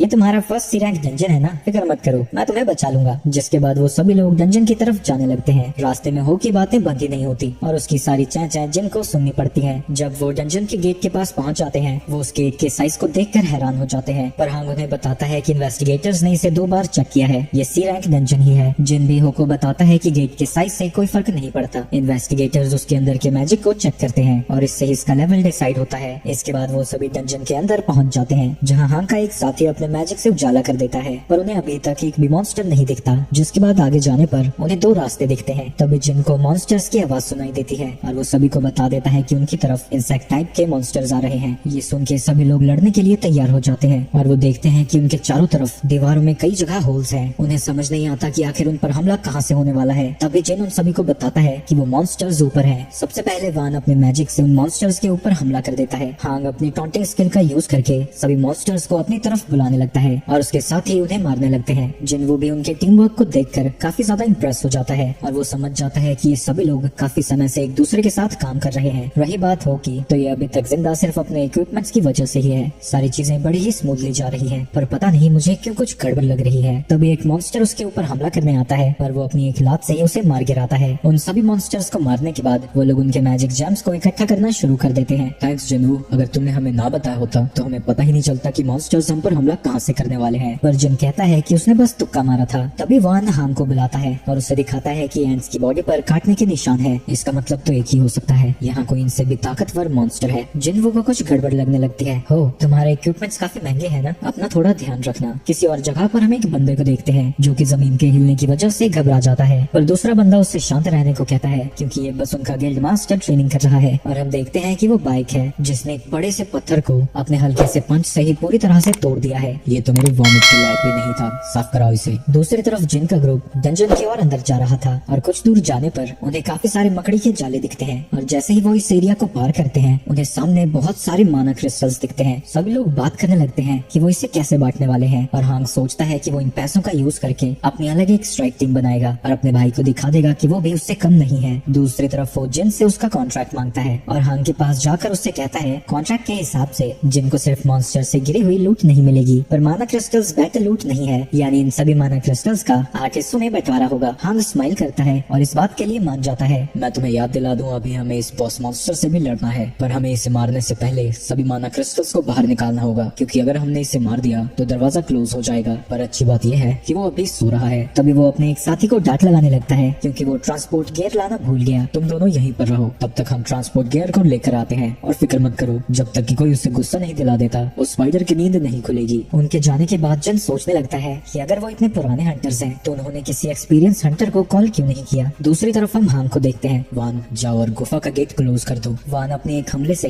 गुफा के दरवाजे को बंद कर देता है। मुझे इसी बात का शक था। मिस्टर सॉन्ग ने पहले ही उसे वार्न किया था कि हंटर्स में कुछ घटिया लोग भी होते हैं, डंजन में एक्सीडेंट्स होते ही रहते हैं, तो अगर डंजन में कोई क्राइम कमिट करता है तो किसी को भी पता नहीं लगता। वहाँ कोई सीसीटीवी कैमरे नहीं होते, तो जब तक कि कोई सर्वाइवर नहीं है किसी को भी कोई सबूत नहीं मिलेगा। वही हो पछताने लगता है और उसे लगता है कि अगर उसने कॉन्ट्रैक्ट की बात नहीं लाई होती तो शायद वो ऐसा नहीं करते। तुम गलत सोच रहे हो, वो हर वक्त हमें मारने को तैयार थे। तभी वो देखते हैं कि उस डंजन का बॉस जाग चुका है। जिनवू, मेरे साथ रहना, मैं तुम्हें बचाऊंगा। लगता है शुरू से ही उनका प्लान यही था, लेकिन उस दिन के मुकाबले ये कुछ भी नहीं है। हो, तुम पीछे हो जाओ, मैं इसे संभालता हूँ। दूसरी तरफ हांग अपनी टीम के साथ डंजन से बाहर आ जाता है। उसका एक टीममेट उससे पूछता है कि उन्होंने सीधा उन्हें मार क्यों नहीं दिया, फालतू में ये सब नाटक करने की जरूरत ही क्या थी। तुम पागल हो गए हो क्या? अगर हमने उन्हें वहाँ मार दिया होता तो वो स्पाइडर जाग जाता, उसके बाद वो माना क्रिस्टल कौन तेरा बाप लेके आता बाहर। एक बार वो मॉन्स्टर उन्हें खाकर सो जाए, उसके बाद हम सभी माना क्रिस्टल्स को बाहर ले आएंगे। अगर वो उन्हें मार कर नहीं सोया तो हमें ही उस मॉन्स्टर को हराना होगा, जो कि काफी मुश्किल होने वाला है। तो हम माना क्रिस्टल को नहीं ले पाएंगे, पर कोई बात नहीं, हम उस अमीरजादे के इक्विपमेंट्स को लेकर बेच देंगे, हमें उनके बहुत पैसे मिलेंगे। वही डंजन के अंदर हो जिनसे कह रहा था तुम पागल हो गए हो, वो एक सी रैंक का बॉस है, उसे सी रैंक या उसके ऊपर का हंटर ही हरा सकता है। तुम तो ई रैंक हंटर हो सही कह रहा है। भले ही मैं रिवेकन हुआ हूँ और मेरे लेवल काफी बढ़ गए हैं, लेकिन फिर भी मैं काफी कमजोर हूँ। वो गोलम और वो स्नेक दोनों ही लेवल डी बॉस थे, उनके मुकाबले ये स्पाइडर कहीं ज्यादा ताकतवर है। लेकिन पता नहीं क्यों मुझे डर नहीं लग रहा। शायद मैं इतना ताकतवर हो गया हूँ कि सी रैंक मॉन्स्टर से मुझे डर ना लगे। शायद मैं इसे हरा सकता हूँ। असली हंटिंग अब शुरू होती है। दूसरी तरफ हंटर एसोसिएशन का प्रेसिडेंट, जिसका नाम गोटू है, वो बोरिंग मीटिंग में जा जाकर परेशान हो चुका है। वहीं दूसरी तरफ डंजन में उससे लड़ते हुए जिनको पता लगता है कि उस स्पाइडर की स्किन बहुत ज्यादा टफ है और उसके अटैक्स इतने ज्यादा खतरनाक है कि अगर एक बार भी वो उसे लग गए तो उसकी जान तो जानी पक्की है। वहीं हो इन सभी चीजों को देख रहा था। ये नामुमकिन है, एक ई रैंक हंटर ऐसे मूव नहीं कर सकता। ये आखिर है कौन? कहीं ये कोई फेक रैंकर तो नहीं? कुछ हंटर्स अपनी मैजिक पावर को कंट्रोल कर सकते हैं और जानबूझकर लोअर रैंक लाते हैं। ये सनकी लोग होते हैं जो कि कमजोरों को मारकर मजे लेते हैं। ये कहीं उनमें से एक तो नहीं? वहीं लड़ते लड़ते जिन थकने लगता है और अभी तक उसने उस मॉन्स्टर के ऊपर एक हल्का सा स्क्रैच भी नहीं डाला था। उसे जल्दी ही इस मैच को खत्म करना होगा। वो अपने डैगर की स्पेशल एबिलिटीज को यूज करना चाहता है, जिसके लिए उसे स्पाइडर के वीक पॉइंट्स पर हमला करना होगा। लेकिन जब वो उसके ऊपर हमला करने जाता है, वो स्पाइडर उसके ऊपर एसिड से हमला कर देता है। मुझे अपनी स्पीड को और ज्यादा बढ़ाना होगा। लगता है डैश स्किल को यूज करने का समय आ चुका है। वो स्किल का यूज करके बड़ी जल्दी उस स्पाइडर के पास पहुंच जाता है, लेकिन उस स्पाइडर का सर भी बहुत ज्यादा मजबूत था, तो डैगर की कोई भी स्किल उसके ऊपर असर नहीं करती। लेकिन जिन वो हार नहीं मानता और वो लगातार उसके ऊपर हमला करता रहता है। लेकिन धीरे धीरे इसलिए उसकी थकावट बढ़ती रहती है और अंत में वो इतनी ज्यादा बढ़ जाती है कि उस स्पाइडर को उसके ऊपर हमला करने का मौका मिल जाता है। वो स्पाइडर उसकी चटनी बनाने ही वाला था, तभी उसे याद आता है कि उसने अपना डेली क्वेस्ट का रिवॉर्ड एक्सेप्ट नहीं किया था और वो है फुल रिकवरी। स्पाइडर उसके ऊपर हमला कर देता है। हो को लगता है कि जिन तो गया, लेकिन जिन अपनी स्पीड का यूज करके स्पाइडर के ऊपर फिर से हमला कर देता है और इस बार उसका निशाना उसकी आंख थी और इस बार डैगर के इफेक्ट्स उसके ऊपर काम करने लगते हैं। तो जिन लगातार उसके ऊपर हमला करता रहता है ताकि इफेक्ट्स बढ़ते रहे और धीरे धीरे जिन उस स्पाइडर को हराने में कामयाब होता है, जिसके बाद उसे एक नोटिफिकेशन आती है कि उसने डंजन के मास्टर को हरा दिया है। लेकिन जिन जानता है कि ये सब कुछ उसका लक था, अगर उसने फुल रिकवरी को पहले एक्सेप्ट कर लिया होता तो आज वो मर चुका होता।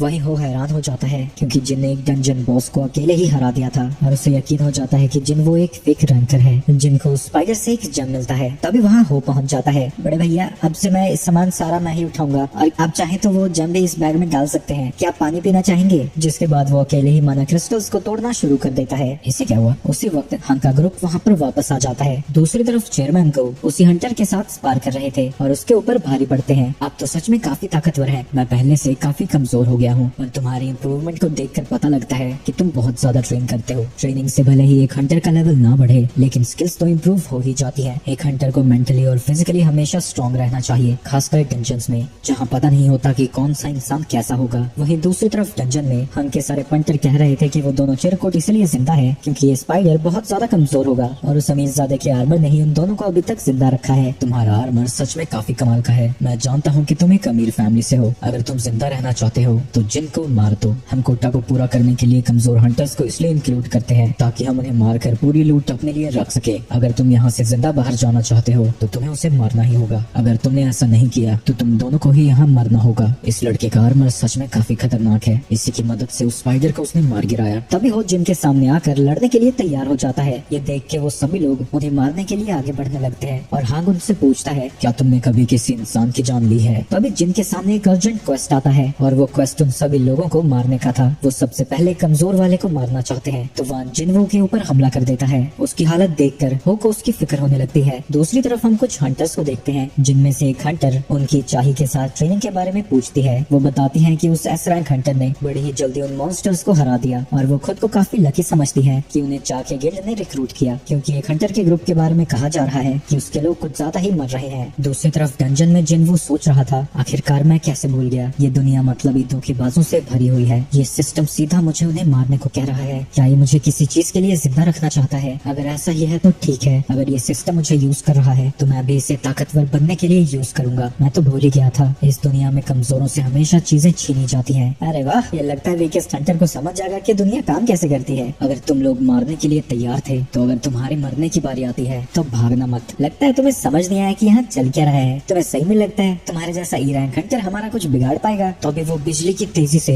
उसका सर उसके धड़ से अलग कर देता है, जो देख के सभी लोगों की आंखें फटी की फटी रह जाती हैं। भले ही मुझे ऐसा सिस्टम ने करने को कहा था, पर मैंने आज एक मर्डर किया है। पर अगर मैं ऐसा नहीं करता तो मेरा दिल रुक जाता। अगर सिर्फ ताकतवर को ही जीने का हक है तो मैं ताकतवर बनकर रहूंगा। तभी दो हंटर्स उसके ऊपर हमला कर देता है, पर वो उनसे बहुत ज्यादा तेज था। उसके डैगर के डीबफ उनके ऊपर असर करने लगते हैं और वो उन दोनों को आसानी से मार गिराता है। जिसके बाद मरने की बारी आर्चर की थी। ये सब देखकर डर के मारे वान उसके ऊपर हमला करना शुरू कर देता है, पर वो उसके हमले से भी बचकर उसे भी मार डालता है। ये तो उस वक्त से भी ज्यादा ताकतवर है जब ये वो उस बॉस से लड़ रहा था। वहीं दूसरी तरफ हांग अपने बफ्स को एक्टिवेट कर लेता है और उसे यकीन है कि वो बॉस से लड़कर बहुत ज्यादा थक चुका है। मेरी रीइंफोर्समेंट से मेरी बॉडी स्टील जितनी ताकतवर हो गई है, इसका डैगर मेरा कुछ नहीं बिगाड़ पाएगा। लेकिन जब वो उसके ऊपर हमला करने जाता है, जिन उसका मुंह पकड़कर जमीन पर दे मारता है, जिसके बाद डर के मारे वो उससे अपनी जान की भीख मांगने लगता है। तुमने मुझे 3 बार मारने की कोशिश की है, क्या तुम्हें सच में लगता है मैं तुम्हें छोड़ दूंगा? अगर तुमने ऐसा किया तो तुम भी नहीं बचोगे। लगता है तुम भूल गए, तुमने ही मुझसे कहा था कि जो कुछ डंजन में होता है इसका बाहर किसी को कुछ नहीं पता लगता। क्या तुम जानते भी हो मेरा भाई कौन है? लेकिन तभी जिन उसके ऊपर एक हमला करके उसकी गर्दन को काट देता है। उसका मिशन कंप्लीट हो जाता है, जिसके बाद वो पूरा डंजन हिलने लगता है क्योंकि उन्होंने उसके बॉस को हरा दिया था। जब वो बाहर आते हैं, उस स्पाइडर की लड़ाई के बाद सिर्फ वही लोग जिंदा बाहर आए थे, लेकिन ऑफिशियल को इस बात पर यकीन नहीं होता क्योंकि पार्टी में उन दोनों का रैंक सबसे ज्यादा लो था। पर होकर गियर को देखकर उसे लगता है कि उसी ने डंजन के बॉस को हराया होगा। वहीं जिन को यकीन नहीं होता कि इस खून खराबे के लिए भी उसे रिवॉर्ड्स मिले हैं। उसे मर्डरस इंटेंट नाम की स्किल मिली है, जिससे उसके एनिमीज इतने ज्यादा डर जाएंगे कि 1 मिनट के लिए उनकी सारी एबिलिटीज 50% से हाफ हो जाएगी। हो जिन का शुक्रिया अदा करता है। तभी वहाँ पर बारिश शुरू हो जाती है। हो उससे पूछता है कि कुछ हुआ क्या? नहीं, कुछ नहीं। अच्छी बात है कि मैंने अपनी बहन को छाता दे दिया था। आगे वो को रिपोर्ट रिपोर्ट मिलती है कि एक डंजन में 6 हंटर्स मारे गए और सिर्फ 2 ही जिंदा वापस आए। वो को लगता है कि इसमें कौन सी बड़ी बात है, ये सारी चीजें तो होती ही रहती हैं। पर इसके बाद उसे पता लगता है कि जो 2 हंटर्स वापस आए हैं वो पार्टी के वीकेस्ट मेंबर थे और वो बच के वापस नहीं आए हैं, बल्कि उन्होंने ही बॉस को हराया है। और उनमें से एक हंटर जिन वो है। मरे हुए हंटर्स में से एक Hunter famous S rank Hunter Dongsu का छोटा भाई हांग डोंगसुक है। और अब वो समझ जाता है कि ये रिपोर्ट इतनी इम्पोर्टेंट क्यों है। दूसरी तरफ जिन जब रेड से वापस आता है वो घर के लिए कुछ सामान भी लेकर आया था और वो अपनी बहन को बताता है कि उसने मॉम के इलाज के लिए पैसे जमा कर दिए हैं। वही जिना काफी हैरान थी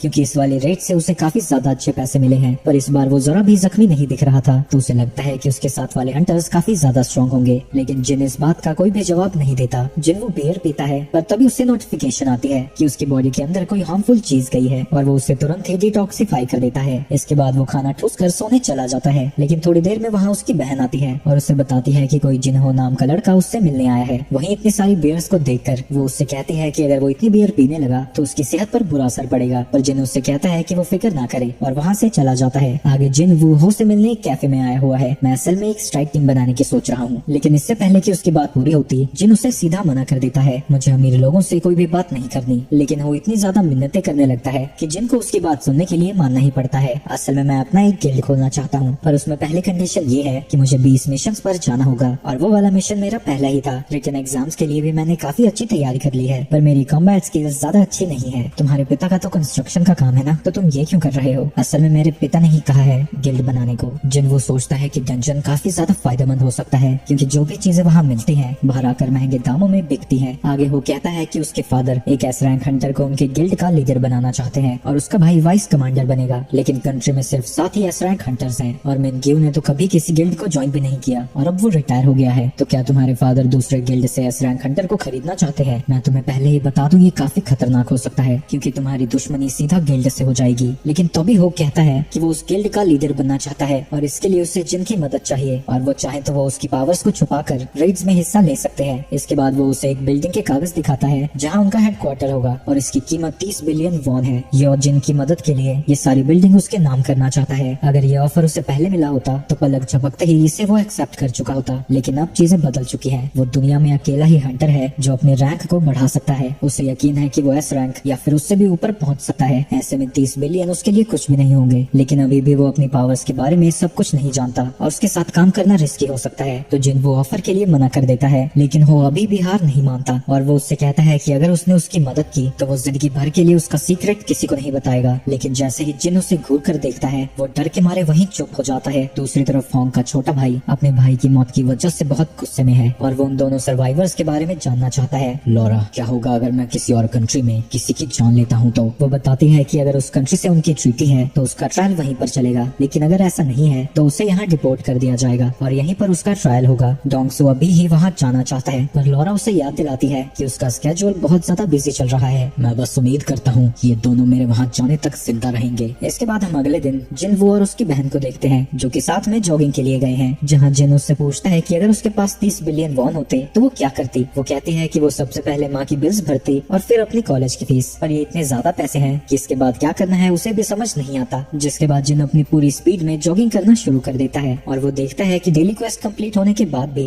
उसका रन कैलकुलेट हो रहा है और जब वो पुशअप करता है वो भी उसमें ऐड हो जाता है। जिना बड़ी मुश्किल से उस तक पहुंच जाती है, लेकिन जिन वो चेक करना चाहता है कि वो काउंटर आखिर कब तक चलेगा तो वो फिर से दौड़ पर निकल जाता है। उसे पता लगता है कि सारी चीजें डबल होने पर रुक जाती हैं। जिसके बाद उसका डेली टास्क एक सीक्रेट टास्क में बदल जाता है और उसे एक एक्स्ट्रा रिवॉर्ड भी मिलता है जिसमें उसे 2 लूट बॉक्सेस में से एक को चूज करना होता है। वो ब्लास्ट बॉक्स को चूज करता है जिसके अंदर से उसे एक डंजन की मिलती है जिससे वो डीमन के कासल के अंदर जा सकता है। पर सबसे बड़ी बात इसमें ये है कि उसे इसके अंदर एलेक्सर ऑफ लाइफ के लिए इंग्रेडिएंट्स मिलेंगे। ये एक ऐसा एलेक्सर है जो कि किसी भी तरह की बीमारी को पूरी तरह से ठीक कर सकता है। जिन वो अपनी माँ से मिलने जाता है, मुझे वो एलेक्सर ऑफ लाइफ हर कीमत पर चाहिए। इसके बाद वो डंजन का गेट ओपन करने पहुंच जाता है। मैं जानता हूँ कि ये एस रैंक डंजन है, यहाँ ऐसे मॉन्स्टर होंगे जैसे जेजू आइलैंड पर थे। उनसे लड़ने में तो एस रैंक हंटर्स को भी मुश्किल हो रही थी। डर के मारे मेरी फटी पड़ी है, लेकिन अगर कुछ भी बुरा होता है तो मैं इस टेलीपोर्टेशन स्टोन का यूज करके यहाँ से बाहर चला जाऊंगा। अभी उसके सामने एक बड़ा सा मॉन्स्टर आ जाता है जो कि हेल का गेट कीपर है और उसका नाम सर्बरस है। मैं इस वक्त पर हार नहीं मान सकता और वो अपनी सभी स्किल्स को एक्टिवेट करके उसके ऊपर हमला करने चला जाता है। लेकिन अपने बोनस इफेक्ट्स को एक्टिवेट करने पर भी वो ज्यादा डैमेज नहीं कर पाता। लगातार हमला करने के बाद वो अपने मर्डरस इंटेंट स्किल को एक्टिवेट एक्टिवेट करता है, लेकिन सर्बरस उसकी स्किल को कैंसिल कर देता है। वो अपने डैगर की स्किल का यूज करने जाता है और जब वो उसके ऊपर हमला करता है उसकी ये सारी स्किल्स भी वो मॉन्स्टर कैंसिल कर देता है। सर्बरस उसके लिए बहुत ज्यादा ताकतवर था, जिससे लड़ाई के दौरान उसका एक हाथ भी कट जाता है। सर्बरस उसे अपने दांतों से पकड़कर जमीन पर पटक देता है और जब वो उसके ऊपर दोबारा हमला करता है उसकी लगभग 1/3 हेल्थ कम हो जाती है। लेकिन वो मॉन्स्टर यहीं पर नहीं रुकता। इसके बाद वो अपनी रेड स्किल को एक्टिवेट कर लेता है, जिससे 3 मिनट तक उसकी सारी एबिलिटीज 100% से इंक्रीज हो जाती है। इससे उस मॉन्स्टर की स्पीड इतनी ज्यादा बढ़ जाती है कि जिन उसे डॉज नहीं कर पाता, तो जिन को अपनी फुल रिकवरी रिवॉर्ड का यूज करना पड़ता है, जिससे उसका आर्म भी वापस आ जाता है। इसके बाद जिन फिर से उसके ऊपर हमला करने लगता है और जैसे ही उसे लगता है कि वो फाइनली कुछ कर पा रहा है, उसे पता लगता है कि उसके अटैक का कोई असर नहीं हो रहा और वो मॉन्स्टर फिर से उसके ऊपर हमला करके उसकी एचपी को और भी ज्यादा कम कर देता है। वो मॉन्स्टर लगातार उसे मारता जाता है और जब उसकी हेल्थ सिर्फ 3% बचती है, वो धूल को उड़ाकर किसी तरह उससे छुपने में कामयाब होता है। वहीं सिस्टम पागलों की तरह उसे वार्निंग देता जाता है, मुझे नहीं लगता कि मैं इसे हरा सकता हूँ, मुझे यहाँ से जाना ही होगा।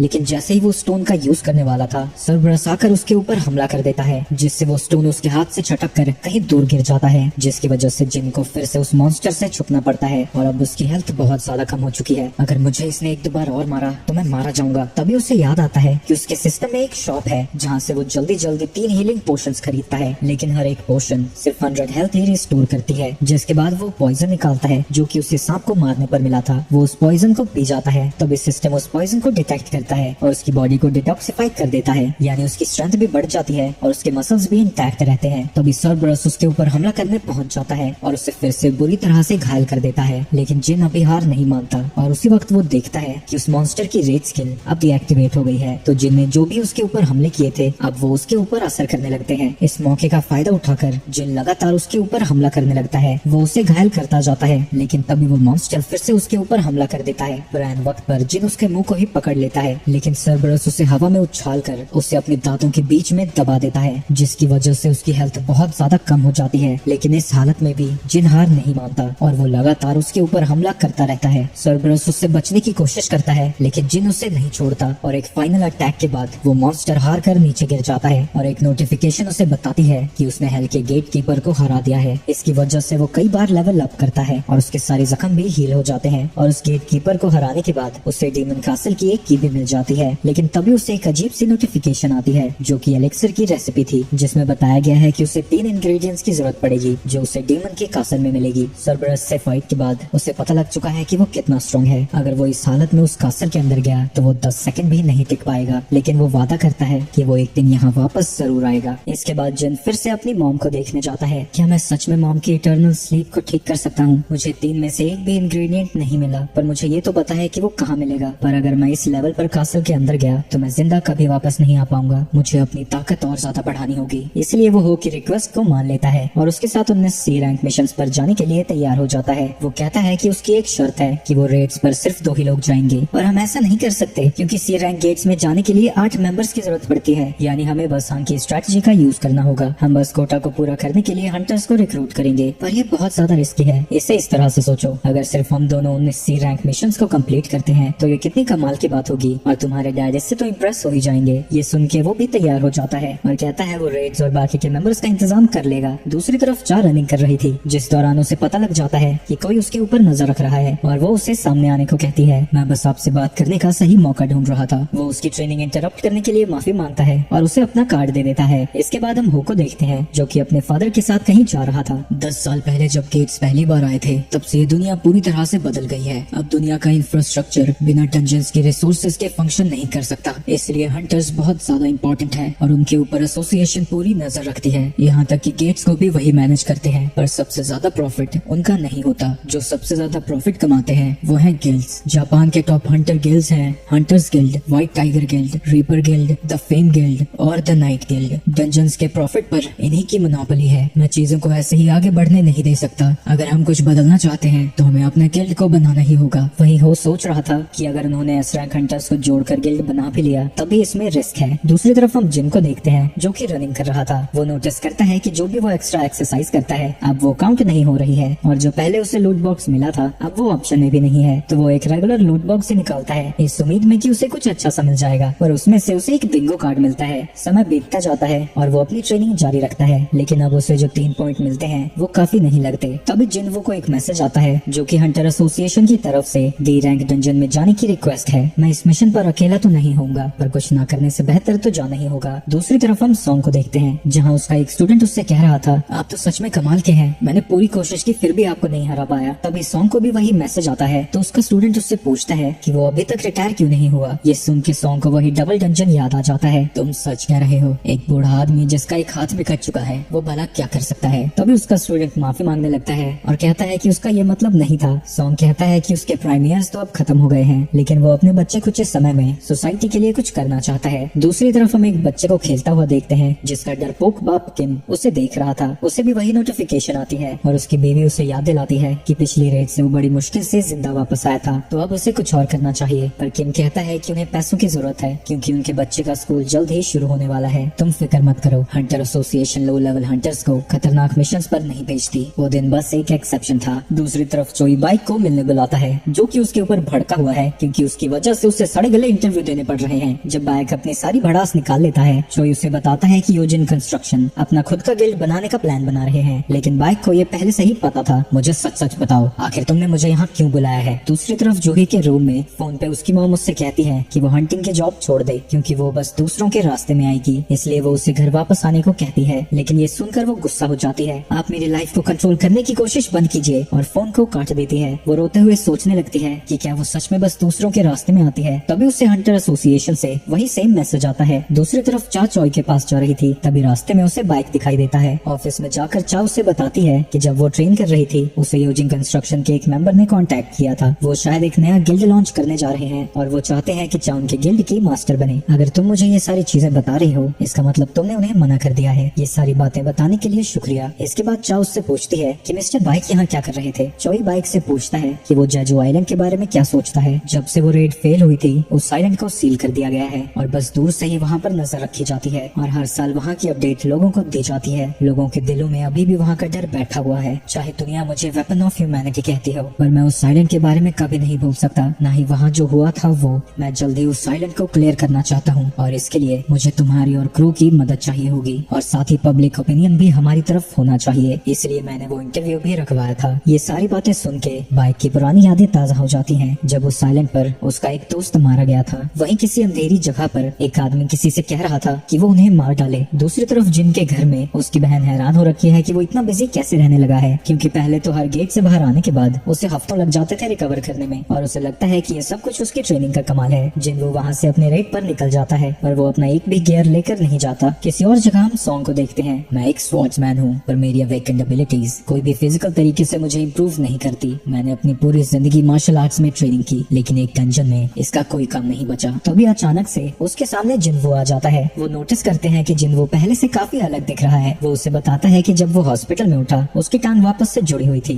तो सॉन्ग को लगता है कि शायद हाई रैंकिंग हीलर्स ने उसे हील कर दिया होगा, लेकिन सॉन्ग उतना लकी नहीं था। वो जब गेट के पास पहुंचते हैं, वो ये देख के हैरान हो जाते हैं कि ये बिल्कुल रीयूनियन जैसा है। किम बहुत ज्यादा शर्मिंदा फील कर रहा था, और वो उनसे नजरें भी नहीं मिला पाता। उस भयानक दिन को जो सर्वाइव कर पाए, उसमें से 5 सर्वाइवर्स यहाँ इकट्ठा हुए हैं, और उसे समझ नहीं आता कि यहाँ चल क्या रहा है। जो ही जिन्वो को देख के बहुत खुश हो जाती है, और वो भी कहती है कि वो पहले से काफी बदल गया है। तभी वहाँ कुछ कैदी आ जाते हैं, और वो जूही के साथ उल्टी सीधी बातें करने लगते हैं। और उनके साथ गैंग भी है, जो कि उन्हें डांट के चुप करा देता है। ऑफिशियल उन्हें बताती है कि ये क्रिमिनल्स हैं, जो कि यहाँ पर अपनी सजा को कम करवाने आए हैं। वो उन्हें यकीन दिलाती है कि वो क्रिमिनल्स कुछ उल्टा सीधा नहीं करेंगे, पर अगर वो ऐसा कुछ ट्राई भी करते हैं तो उनके साथ गैंग जा रहा है, जो कि एक बी रैंक हंटर है। तो अगर वो कुछ भी करते हैं तो वो तीनों सी रैंक क्रिमिनल्स को आसानी से संभाल लेगा। जिनवो जूही से कहता है कि वो साथ में ना आए, लेकिन जूही नहीं मानती। सभी क्रिमिनल्स को फ्री कर दिया जाता है। इसके बाद गैंग जाके बाकी से खुद को इंट्रोड्यूस कराता है और कहता है कि वो क्रिमिनल्स को हैंडल कर लेगा। जिनवो सॉन्ग को लीडर बनने को कहता है। इसके लिए सॉन्ग उसका शुक्रिया अदा करता है और उससे कहता है कि वही एक वजह है जो कि इतने सारे लोग उस डंजन से जिंदा वापस आ पाए। वहीं किसी वजह से गैंग जिनवो को घूर रहा था। इसके बाद वो सभी लोग डंजन में चले जाते हैं, जहाँ की वो तीनों प्रिजनर्स आसानी से सभी गॉब्लिन्स को मारने लगते हैं। कुछ देर में ही वो सभी लोग सभी गॉब्लिन्स को मार गिराते हैं और सॉन्ग जिनवो की इम्प्रूवमेंट को देखकर बहुत ज्यादा इम्प्रेस हो जाता है। जूही भी कहती है कि ये कमाल की बात है कि अभी तक जिनवो को चोट नहीं आई है और वो उम्मीद करती है कि आज किसी को भी उसकी जरूरत ना पड़े। वहीं सॉन्ग उसके ऑरा को देखते हैं। इसका ऑरा बिल्कुल ही बदल गया है। आगे जाने पर उन्हें 3 अलग अलग रास्ते दिखते हैं। कैंग कहता है कि ये मिशन काफी आसान लग रहा है, तो उन्हें 3 ग्रुप्स में बट जाना चाहिए, जिसके लिए सॉन्ग मान जाते हैं। कैंग कहता है कि वो सारे क्रिमिनल्स को लेके राइट वाले गेट में जाएगा, बाकी लोग अपना देख सकते हैं। वहीं जिनवो को अपनी परसेप्शन से पता लग जाता है कि कौन सा रास्ता उन्हें बॉस की तरफ लेकर जाएगा। तो वो सॉन्ग को कहता है कि उन्हें लेफ्ट वाले रास्ते में जाना चाहिए और किम एक हंटर के साथ बीच वाले रास्ते में चला जाता है। वहीं किम जब मॉन्स्टर से लड़ रहा था वो कहने लगते हैं कि इस मिशन को कंप्लीट करने पर वो जिनवू से जाकर माफी मांगेगा, क्योंकि भले ही उसने जो किया था वो अपनी फैमिली के लिए था, लेकिन इससे उसकी गलती ठीक नहीं हो जाती। वो बंदा पूछता है कि क्या वो उन्हें माफ करेगा। जो हमने किया है उसके लिए हमें कोई माफ नहीं कर सकता, लेकिन माफी मांगना हमारा फर्ज है। दूसरी तरफ सारे प्रिजनर्स ने गॉब्लिन्स को मार दिया है। कैंग उनसे पूछता है कि अगर ये सब ह्यूमंस होते क्या तब भी वो लोग इन्हें मार देते। वो कहते हैं कि ह्यूमंस और इनमें जरा भी फर्क नहीं है। इसके बाद हम फ्लैशबैक देखते हैं जहाँ किसी आदमी की बेटी को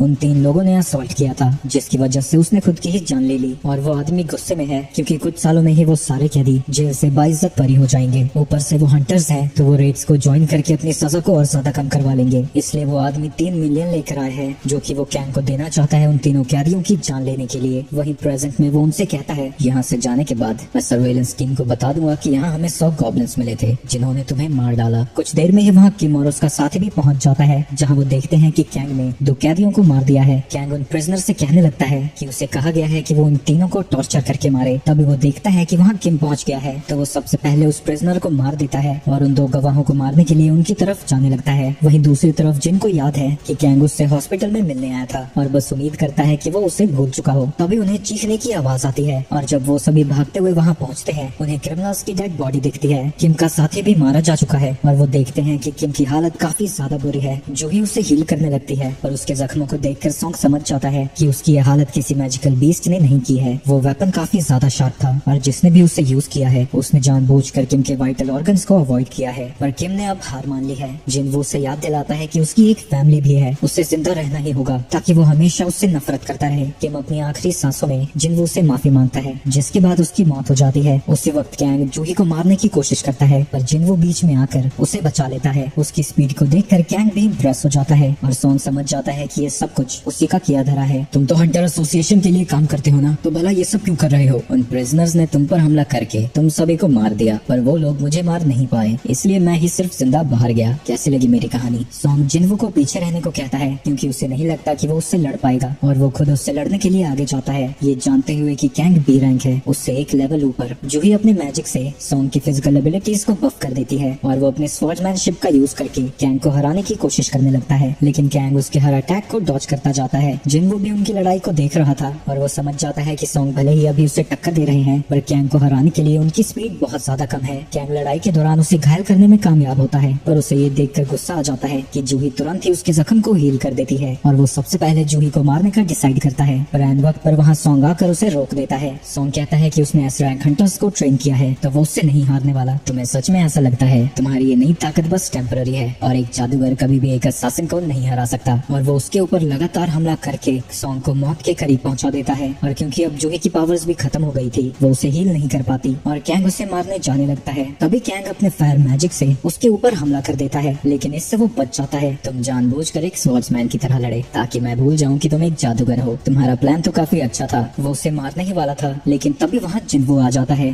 तुम फिर से बीच में आ गए, आखिर तुम हो कौन? मेरा नाम सम जिनवू है और मैं एक ई रैंक हंटर हूँ। ये नामुमकिन है, अगर तुम ई रैंक हंटर होते तो मेरे अटैक को कभी नहीं रोक पाते। तुम अपनी ताकत को छुपा रहे हो, यानी तुम्हारी सेकंड अवेकनिंग हुई है। ये सुन के वो दोनों हैरान हो जाते हैं और कैंग को भी याद आता है कि वो जिनवू से हॉस्पिटल में मिलने गया था। उस वक्त माना रीडर ने सिर्फ 10 दिखाया था, यानी उसकी सेकंड अवेकनिंग बाद में हुई है। लेकिन इससे एक बात क्लियर नहीं होती कि वो डबल डंजन कैसे सर्वाइव कर गया। लेकिन इससे अब कैंग को कोई फर्क नहीं पड़ता और वो उसे मारने के लिए तैयार हो जाता है। जिनवू उससे पूछता है कि उसने ये सब क्यों किया। कैंग कहता है कि वो तो बस वही कर रहा था जो एक क्रिमिनल्स डिजर्व करते थे, मैं उनके बारे में नहीं पूछ रहा हूँ। तुमने मिस्टर किम और उन्हें क्यों मारा? तुम आसानी से उन्हें मार सकते थे पर तुमने जानबूझकर उन्हें भी टॉर्चर किया। तुम्हें इन सब चीजों में मजा आता है ना? इसके बाद हम फिर से फ्लैशबैक देखते हैं जब वो उस लड़की के पिता से बात कर रहा था। मुझे बड़े बड़े गिल्ड से बहुत अच्छे ऑफर आते हैं पर मैं जानबूझ के थोड़े पैसों के लिए हंटर एसोसिएशन के लिए काम करता हूँ क्योंकि बेस्ट्स को मारने से ज्यादा लोगों को मारने में मजा आता है। वहीं प्रेजेंट में जिनवू और कैंग की लड़ाई शुरू हो जाती है और उन दोनों की स्पीड को देखकर जूही और सॉन्ग हैरान हो जाते हैं। लड़ते वक्त कैंग को पता लग जाता है कि उनकी बिल्ड लगभग सिमिलर है लेकिन हाई रैंकिंग अपोनेंट से लड़ने का एक्सपीरियंस उसके पास ज्यादा है। वो इस एक्सपीरियंस का फायदा उठाकर फाइट को कंट्रोल करने लगता है। तभी जिनवू उससे कहता है क्या तुम अपने ब्लड लस्ट को थोड़ा कम कर सकते हो? लेकिन अब इसके लिए देर हो चुकी थी। उसके सिस्टम को पता लग गया है कि कोई उसकी जान लेना चाहता है और पिछली बार की तरह उसे एक अर्जेंट क्वेस्ट मिलता है जिसमें उसे एनिमी की जान लेनी होगी। जिनवू अचानक से ही किसी डार्क पावर में घिरने लगता है और कैंग हैरान हैरान हो जाता है क्योंकि उसे लगा था कि इस लड़ाई में उसका पलड़ा भारी होगा। तभी अचानक से जिन्वो अपनी पूरी स्पीड का यूज करके उसके ऊपर हमला कर देता है और कैंग देखता है कि उसके वेपन में जहर लगा हुआ था। वो लड़ाई करते रहते हैं लेकिन कैंग के पास अभी भी एक स्पेशल एबिलिटी थी जो कि उसने लास्ट के लिए बचा कर रखी है। वो अचानक से ही वहाँ से गायब हो जाता है। ये एक स्टेल्थ स्किल है जिससे ना ही मेरा कोई पता सुनकर लगा सकता है, ना देखकर और ना ही सुनकर। सिर्फ कुछ लोगों के पास ये स्किल है और दुनिया में कोई भी नहीं जानता कि उनमें से मैं भी एक हूँ। कैंग जिन्वो को घायल कर देता है और बाकियों से कहता है कि चुपचाप वहीं खड़े रहें और अपनी बारी का इंतजार करें। कैंग को लगता है कि अपने इंजर्ड पैर के साथ अब जिन्वो कुछ भी नहीं कर पाएगा, लेकिन उसे सदमा तब लगता है जब जिन्वो की इंजरी इंस्टेंटली हील होने लगती है। ये भला कैसे हो सकता है? आज तक मैंने एक भी कॉम्बैट हंटर नहीं देखा जो कि हीलिंग मैजिक भी यूज कर सकता हो। वहीं जिन्वो उससे कहता है, मेरी एक और इमोशन खत्म हो गई है। तुम्हारे जैसे इंसान को मारने के लिए मुझे गुस्सा भी करने की कोई जरूरत नहीं है। ये सुन के कैंग समझ जाता है कि जिन्वो ने पहले भी किसी इंसान की जान ली है। ये सुन के वो दोनों हैरान हो जाते हैं। इससे बहुत कम समय में बहुत मुश्किल डिसीजन लेने पड़े हैं, इसलिए सिर्फ उसका अपीयरेंस नहीं बल्कि पूरा ऑरा ही बदल चुका है। कैंग फिर से उसी एबिलिटी का यूज करके जिन्वो के ऊपर हमला करने लगता है और वो ये देखकर हैरान हो जाता है कि जिन्वो उसकी मूवमेंट्स को ट्रैक कर पा रहा है, उसकी ब्लड लस्ट को सेंस करके। कैंग के पास अभी भी एक ट्रिक बची हुई थी, लेकिन तभी जिन्वो अपने मर्डरस इंटेंस स्किल का यूज करता है और कैंग चारों तरफ से एक डार्क ऑरा से घिर जाता है। और जब तक उसे पता लगता कि एक टैगर उसके सीने में घुस चुका है तब तक काफी देर हो चुकी थी। वो कहता है कि जिन्वो और वो दोनों ही एक जैसे हैं, दोनों ही किलिंग मशीन है। वो आज इसलिए मर रहा है क्योंकि वो उससे कमजोर था। तुमने मुझे हरा दिया है तो तुम अभी रैंक बनने का नाटक तो नहीं कर पाओगे। मैं एक ऐसा हंटर हूँ जो हमेशा ग्रो करता रहता है। ये सुन के कैंग समझ जाता है कि जिन्वो की ताकत अब बढ़ती ही जाएगी, पर वो उसे वार्न करता है कि अगर वो और ताकत के पीछे भागता रहा तो एक दिन वही ताकत उसके ऊपर हावी हो जाएगी। जिन्वो का क्वेस्ट कंप्लीट हो जाता है और उसे कई सारे रिवॉर्ड्स मिलते हैं। मैं जितना स्ट्रॉन्ग बनता हूँ उतना मुझे लगता है कि मेरे अंदर कुछ खत्म हो रहा है। वो दोनों उनकी जान बचाने के लिए जिन्वो का शुक्रिया अदा करते हैं। जिन्वो उन दोनों को यहाँ से जाने को कहता है और अकेला ही उस बॉस को हराने के लिए वहाँ से चला जाता है। ये देख के वो दोनों हैरान हो जाते हैं, पर वो जानते हैं कि अब वो इतना ताकतवर है कि ये चीज भी उसके लिए कुछ नहीं है। दूसरी तरफ वो को जब ये पता लगता है कि कैंग सीक्रेटली लोगों की जान ले रहा है, वो हैरान हो जाता है। इसके बाद उसे कैंग के मिशन के सर्वाइवर्स दिखाए जाते हैं, जहाँ वो जिन्वो को देखकर हैरान हो जाता है। वो कैंग की हरकतों के लिए माफी मांगता है और उनसे पूछता है कि कैंग को किसने मारा। जिन्वो उसे बताने ही वाला था, लेकिन तभी सॉन्ग कहता है कि उसने मारा है। मैं एक सी रैंक हूँ और मैं जीता सिर्फ इसलिए क्योंकि मेरे पास एक हीलर की मदद थी। लेकिन वो को इस कहानी पर यकीन नहीं होता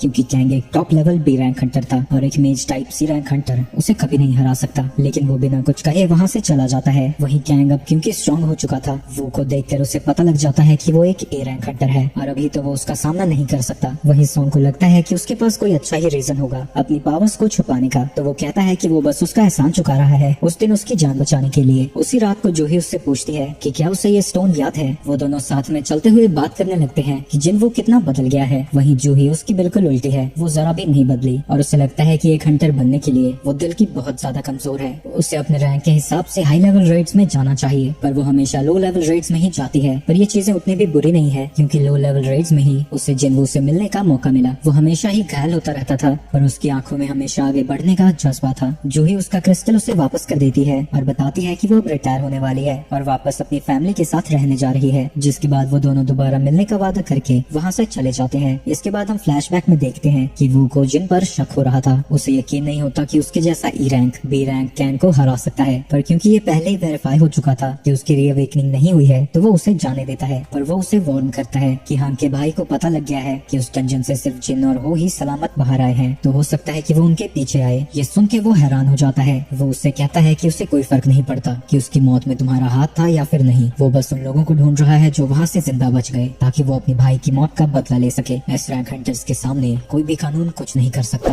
और उनके पास पूरी कंट्री को तबाह करने की ताकत है। तुम्हें अपनी फैमिली को लेकर इस कंट्री से बाहर चला जाना चाहिए। अगर एक एस रैंक हंटर मेरे पीछे आ रहा है तो मुझे और भी ज्यादा स्ट्रॉन्ग बनना होगा, नहीं तो मैं मारा जाऊंगा। अगले दिन जिन हो के साथ एक सी रैंक गेट के सामने खड़ा था और उनकी बाकी के पार्टी के मेंबर्स सब के सब टूटे फूटे हैं। उन्हें इन सभी को इकट्ठा किया है क्योंकि किसी वजह से ये काम नहीं कर पा रहे थे। तब एक लड़की को जिन्वो देखकर कहता है, तुमने एक बच्ची को भी हायर कर लिया। लेकिन वो कहती है कि वो एक क्वालिफाइड हंटर है। अच्छा, तुम्हारे पास एक्सपीरियंस है कोई, तुम ही रैंक हंटर हो ना। पर इन सबसे कोई फर्क नहीं पड़ता क्योंकि तुम में से कोई भी अंदर नहीं जाने वाला। उन सभी को 3-3 मिलियन मिलने वाले हैं, जो कि काफी कमाल की बात है क्योंकि उन्हें बाहर बस खड़ा होकर टाइम पास करना है। लेकिन उनकी एक शर्त है कि अगर उन्होंने किसी को भी ये चीज बताई तो उन्हें इस अमाउंट का 10 गुना वापस करना होगा। कैंग को मारने के बाद जिन्वो को एक स्टेल्थ स्टोन मिला था जिसका यूज करके वो स्टेल्थ स्किल को एक्वायर कर लेता है। इसके बाद वो भी जाने को तैयार हो जाता है, तभी जिन्वो उसे एक ही उंगली से नीचे गिरा देता है है, ये तुम क्या पहन कर आए हो, जाओ और इसे बदल कर आओ। जिसके बाद वो दोनों ही गेट के अंदर जाने लगते हैं। एक सेकंड, तुमने अभी भी ये पहन रखा है? बॉस ये तो पहनने दो यार। इसके बाद वो दोनों अंदर चले जाते हैं और बाहर खड़े हंटर्स बात करने लगते हैं कि वो दोनों ही सठिया गए हैं, क्योंकि एक ई रैंक है और दूसरा डी रैंक, और वो दोनों अकेले ही एक सी रैंक गेट को क्लियर करने गए हैं। उन सभी को यकीन है कि उन दोनों में से कोई भी जिंदा वापस नहीं आने वाला। इंतजार करते करते उनका 1 घंटा बीत जाता है। तभी एक हंटर कहता है कि एक नॉर्मल स्ट्राइक टीम को एक सी रैंक क्लियर करने में 2 घंटे लग जाते हैं, तो उन्हें शायद और वेट करना चाहिए। लेकिन तभी हो गेट से बाहर आ जाता है। ये देखकर उन्हें लगता है कि वो डर के मारे वापस आ गए, पर अच्छी बात यह है कि वो कम से कम जिंदा है। एक सेकंड, वो गेट बंद हो रहा है, यानी वो भागकर वापस नहीं आए हैं। इन्होंने बॉस को हरा दिया है। ये देखकर वो सभी लोग हैरान हो जाते हैं। उनका गोल एक दिन में 3 रेड्स को हैंडल करना है, लेकिन वो हंटर्स तो यही देखकर हैरान है कि उन्होंने एक रेड पूरी कर ली। अगली रेड में जिन्वो गॉब्लिन्स को आसानी से ठिकाने लगाता जाता है और वो आइटम्स को कलेक्ट करने का काम संभालता है। अगली रेड भी पूरी तरह से सक्सेसफुल होती है और जिन्वो और भी ज्यादा लेवल अप हो जाता है। ऐसे ही कई दिन बीत जाते हैं और वो दोनों अकेले ही डंजन्स को क्लियर करते रहते हैं। धीरे धीरे वो और भी ज्यादा स्ट्रॉन्ग मॉन्स्टर से लड़ते हैं और वो देखता है कि जिन्वो भी अब पहले से कहीं ज्यादा ताकतवर हो गया है। उसकी स्टेल्थ स्किल काफी ज्यादा यूजफुल है और उसकी डैश स्किल भी लेवल अप हो जाती है। उसे कई सारी नई स्किल्स भी मिलती है, जिनका यूज वो एक वुल्फ मॉन्स्टर के ऊपर करता है। उसे कई सारी कमाल की स्किल्स मिली है, लेकिन अभी उसके पास इतना माना नहीं है कि वो उन्हें ढंग से यूज कर सके। इसलिए वो डिसाइड करता है कि अब से वो अपनी इंटेलेक्चुअल एबिलिटी पर काम करेगा। मैं अभी ए और बी लेवल के बीच में हूँ, क्या मुझे डीमन कासल में जाना चाहिए? तभी उसे नोटिफिकेशन आती है कि वो रिक्वायर्ड लेवल तक पहुँच गया है और इसीलिए उसे जॉब चेंज क्वेस्ट दिया जा रहा है। दूसरी तरफ व्हाइट टाइगर गिल्ड में वहाँ के मैनेजर को एक बंदा सी गेट्स के बिकने की रिपोर्ट देता है। 150 मिलियन? कौन दुगने पैसे दे रहा है सी रैंक गेट्स के? ये कोई नई स्ट्राइक टीम आई है जो कि इधर उधर के हंटर्स को इकट्ठा करके सी रैंक गेट्स को क्लियर कर रहे हैं। लगता है कोई अमीर बाप की औलाद हंटर खेल रहा है। एक सेकंड, संग जिन्वो, ये नाम तो डबल डंजन के वक्त भी आया था। लगता है यहाँ कुछ गड़बड़ चल रही है। दूसरी तरफ जिन्वो और हो एक और गेट को क्लियर करके बाहर आ जाते हैं, जहाँ की सोंगी उसे घूरे जा रही थी, लेकिन जिनके पूछने पर वो शर्मा जाती है। जिन्वो 3 खतरनाक डिजास्टर्स को सर्वाइव करके आया है और जब भी ऐसा हुआ है वहाँ कई लोगों की जान गई है, लेकिन वो हमेशा ही जिंदा वापस आया है। इस चीज की एक ही एक्सप्लेनेशन है, रीअवेकनिंग। और आन जिन्वो को रिक्रूट करने के लिए वहाँ से चला जाता है। आन जब उस पोर्टल के पास पहुँचता है, वो देखता है कि वहाँ तो पिकनिक चल रही है। तभी उनके सामने सोंगी आ जाती है और उनसे कहती है कि वो यहाँ से दूर रहें, ये जगह खतरनाक है। और उनके पूछने पर वो बताती है कि वो एक हंटर है और स्ट्राइक टीम का हिस्सा है। एक सेकंड, क्या इसका मतलब वो अकेला ही अंदर गया है? लगता है इस बार मेरे हाथों में बहुत बड़ी मछली लगने वाली है। इसके बाद वो दोनों वहाँ से चले जाते हैं। थोड़ी देर में डंजन को क्लियर करके जिन्वो बाहर आ जाता है और वो उसे कहता है कि कल वो बिजी है तो वो किसी भी रेट पर नहीं आ पाएगा। तो हो ने जो 3 गेट्स को रिजर्व करके रखा था उन्हें होल्ड करने का डिसाइड करता है। दूसरी तरफ हम एक अजीबोगरीब सा सीन देखते हैं और चॉय उस भयानक सपने से जाग जाता है। वो कुछ पेपर्स को देखता है। जेजो आइलैंड पर जाने का समय लगभग हो चुका है। दूसरी तरफ रात को आन जिन से मिलने जाता है और खुद को व्हाइट टाइगर गिल्ड के मैनेजर की तरह इंट्रोड्यूस करता है। वो जिन को ऑफर करता है कि जो भी उसे यूजिन कंस्ट्रक्शन पे कर रहे हैं वो उसका डबल पे करेगा अगर वो व्हाइट टाइगर गिल्ड को ज्वाइन करता है। तो आन को पूरा यकीन है कि जिन्वो एक की रैंक है तो वो उसके ऑफर को कभी रिफ्यूज नहीं करेगा। लेकिन तब भी जिन्वो उससे पूछता है व्हाइट टाइगर गिल्ड की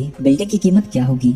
50 बिलियन। यूजिन कंस्ट्रक्शन मुझे 30 बिलियन की बिल्डिंग दे रही है और वो उसे सबूत भी दिखा देता है। बिना अपने सुपीरियर से बात करे मैं हमारी बिल्डिंग को ऑफर में नहीं दे सकता, तो हमारी आगे बात करने का कोई फायदा नहीं है। और जिन्वो वहाँ से जाने लगता है। लगता है मैंने जल्दबाजी कर दी। मुझे एक बात बताओ, तुम्हें मेरे बारे में कैसे पता लगा? क्या तुम मेरा पीछा कर रहे हो? तभी अचानक से वो गायब हो जाता है और आन देखता है कि उसके चेहरे पर एक छोटा सा कट लगा है। इससे वो समझ जाता है कि जिन्वो के पास स्टेल्थ स्किल है और इसलिए यूजिन उसे इतना ज्यादा पैसा दे रहे हैं। जिन्वो उसे पीछे घूमने से मना करता है। मुझे तुम्हारे बारे में तब पता लगा जब मैं सी रैंक गेट्स के बाहर के बारे में देख रहा था। तुम्हारे अलावा और कौन जानता है? सिर्फ मैं और मेरा सेक्रेटरी। अगर इसके बारे में किसी और को पता लगा तो तुम दोनों मेरे पहले शिकार होगे। मैं वादा करता हूँ हमारे अलावा ये किसी को नहीं पता लगेगा। जिसके बाद जिन्वो उसके सामने आ जाता है। लगता है ये सी रैंक गेट्स को खरीदने की वजह से हुआ है, लेकिन कुछ समय तक मुझे ऐसा ही करते रहना होगा। मैं समझ सकता हूँ, पर हमें नए बंदों को ट्रेन करने के लिए उसकी जरूरत पड़ती है। चलो एक डील करते हैं। हमारे पास अभी 3 सी रैंक गेट्स हैं। मैं तुम्हें वो दे सकता हूँ, पर तुम्हें हर गेट के 300 मिलियन देने होंगे। ये सुन के वो शॉक हो जाता है। प्लीज आप इसे थोड़ा सस्ता कर सकते हैं? 200 मिलियन? इसके लिए जिन्वो तुरंत ही मान जाता है और दोनों की डील पक्की हो जाती है। लेकिन जाने से पहले वो आन को कहता है कि अपनी आंखें बंद करे और मुंह खोले। और वो उसके मुंह में हीलिंग पोशन डाल देता है। मुझे तुम पर यकीन है, पर मैं उम्मीद करता हूँ कि तुम अपना मुंह बंद रखोगे। उसका असिस्टेंट आके पूछता है कि यहाँ हुआ क्या। जितना मैंने सोचा था, ये मछली उससे भी बड़ी है। बाद में वो कंफर्म कर देता है कि उसे 600 मिलियन मिल गए हैं। हम तो इन गेट्स को वैसे भी छोड़ने वाले थे, आपने इनके 600 मिलियन कैसे ले लिए? पर जिन्वू कहता है कि ये एक सीक्रेट है। दूसरी तरफ व्हाइट टाइगर गिल्ड में आन को पता लगता है कि जिन्वू ने उसे चूना लगा दिया, क्योंकि अब कई सारे सी रैंक गेट्स हैं जो कि 70 मिलियन से भी नीचे के बिक रहे हैं। जिन्वू उसे एक मैसेज भेजता है, ये मेरे ऊपर नजर रखने के लिए था, अब हमारा हिसाब बराबर हुआ। आन समझ जाता है कि उसे जिन्वू से कोई पंगा नहीं लेना चाहिए, पर उसे इस बात की खुशी भी है कि उसे अब उसका कॉन्टैक्ट नंबर मिल गया। वहीं जिन्वू कहीं जा रहा है ताकि वो पता लगा सके कि ये जॉब चेंज क्वेस्ट आखिर है क्या। वो सिटी से बहुत दूर एक जंगल में जाता है, क्योंकि उसे नहीं पता है कि जॉब चेंज क्वेस्ट में आखिर क्या मिलने वाला है, क्योंकि ये पहले वाले क्वेस्ट जैसा नहीं है। वो इस क्वेस्ट को एक्सेप्ट या रिफ्यूज कर सकता है और डिसाइड करने के लिए उसके पास पूरा टाइम है, यानी ये काफी खतरनाक होने वाला है। पर इसका मतलब ये है कि इससे वो उतना ही ज्यादा ताकतवर बनेगा। तो वो उस क्वेस्ट को एक्सेप्ट कर लेता है और उसके सामने एक दरवाजा खुलने लगता है। तभी उसे याद आता है कि उसने अपना डेली क्वेस्ट अभी कंप्लीट नहीं किया था, पर कोई बात नहीं, मैं बाद में कर लूंगा। और वो गेट के अंदर चला जाता है। दूसरी तरफ वो अपने बापू के साथ डिनर कर रहा था, तभी उसका बड़ा भाई भी वहाँ पहुँच जाता है। डंजन के अंदर जिन्वू को पता लगता है कि वहाँ वो ना पोशंस का यूज कर सकता है, ना ही रिकवर कर सकता है, और बिना क्वेस्ट को कंप्लीट किए वो यहाँ से बाहर नहीं जा सकता, यानी उसे अब बहुत ही ज्यादा सावधान रहना होगा। तभी उसे कुछ आवाज आती है और वो लड़ने के लिए तैयार हो जाता है। वो एक आर्मर टाइप बीस्ट है और जिन्वू एक झटके में ही उसे मार गिराता है। मजाक कर रहा था मैं, उसके अटैक से उस नाइट का कुछ भी नहीं बिगड़ता। और जब वो नाइट उसके ऊपर हमला करता है, वो उसकी ताकत को देखकर हैरान हो जाता है। वो फिर से अपने डैगर से उसके ऊपर हमला करता है, लेकिन ये भी उसके ऊपर कोई असर नहीं करता। जिन उसके अटैक को डॉज करता रहता है। मैंने तुमसे भी तगड़े आर्मर वाले एनिमीज को हराया है। जिसके बाद वो उसके साथ भी वही करता है जो कि उसने उस स्नेक के साथ किया था, और अपने हाथों से ही उसे तोड़ देता है। मैंने एक बार अपनी फेटल स्ट्राइक स्किल वेस्ट कर दी, पर इसके बारे में तुम लोग मुझे ज्यादा तो सोचने दोगे नहीं, है ना? दूसरी तरफ ओके फादर उसके बड़े भाई से पूछते हैं कि उसकी गिल्ड एस्टैब्लिश करने के एफर्ट कैसे जा रहे हैं, क्योंकि उन्होंने सुना था कि जितने भी एसरैक हंटर से उसने बात की है, सबने उसे मना कर दिया। तो वो कहता है कि वो दूसरी कंट्री के हंटर से बात कर रहा है। वो समझ जाता है कि उसके लिए ज्यादा मुश्किल होने वाला है। तभी जिसंग उससे कहता है, मुझे पता है कि तुम सीक्रेटली किसी चीज पर काम कर रहे हो, पर मेरे रास्ते में आने की कोशिश मत करना, मुझे सब पता है। ये सब सुन के वो चुप हो जाता है और सोचने लगता है कि जिसंग उससे ऐसे बात नहीं करता अगर उसे ये ना पता होता कि उसका पार्टनर कितना ज्यादा स्ट्रॉन्ग है। दूसरी तरफ डंजन में जिन्वू उन सभी नाइट्स को मारता ही जा रहा था। उसे पता है कि उसे जल्द ही आराम करने की जरूरत पड़ेगी, लेकिन तभी वो कुछ सेंस करता है और एक और मॉन्स्टर को ठिकाने लगा देता है। क्या इसने अभी अभी स्टेल्थ स्किल का यूज किया? तभी उसके ऊपर एक मेज हमला कर देता है। ये आखिर कैसी जगह है? ऐसा लग रहा है कि यहाँ मैं अपनी पुरानी लड़ाइयाँ लड़ रहा हूँ। मैंने जितना सोचा था ये उससे भी ज्यादा खतरनाक है। मुझे अलग अलग एनिमीज के लिए अपनी अलग अलग स्किल्स का यूज करना पड़ेगा। अगर मैं नाइट्स को हराना चाहता हूँ तो मुझे अपनी ताकत को यूज करना है। स्टेल्थ वाले को मारने के लिए परसेप्शन चाहिए और मेज को हराने के लिए मुझे अपनी इंटेलेक्ट का यूज करना है। लेकिन जिन्वू ने अपने उस स्टैट को ज्यादा बूस्ट नहीं किया था और उसकी थकावट भी अब बढ़ने लगी है। मुझे जल्दी से जल्दी इस लड़ाई को खत्म करना होगा। दूसरी तरफ चॉय अपनी टीम के साथ जेजू आइलैंड पर जाने के लिए तैयार हो गया है। वहीं डंजन में सभी मॉन्स्टर्स को हराने के बाद जिन्वू को कुछ रिवॉर्ड्स मिलते हैं, जिनमें से एक बहुत ही ज्यादा लाइट वेट आर्मर है और साथ ही उससे कुछ और आइटम्स और पॉइंट्स भी मिले हैं। और थोड़ा आराम करने के बाद वो आगे बढ़ जाता है। उसके सामने एक बहुत ही बड़ा दरवाजा है। उस दरवाजे को खोलते ही उसे बहुत खतरनाक ऑरा फील होता है। अंदर किसी तरह का सिंहासन है जिसकी रक्षा के लिए वहाँ एक नाइट आ जाता है। उसकी प्रेजेंस और ऑरा से उसे वही डंजन याद आने लगता है और बिल्कुल डबल डंजन वाला ही डर महसूस होता है। उस नाइट का नाम इग्रेस है, जो कि डार्क रेड कलर में आ रहा था,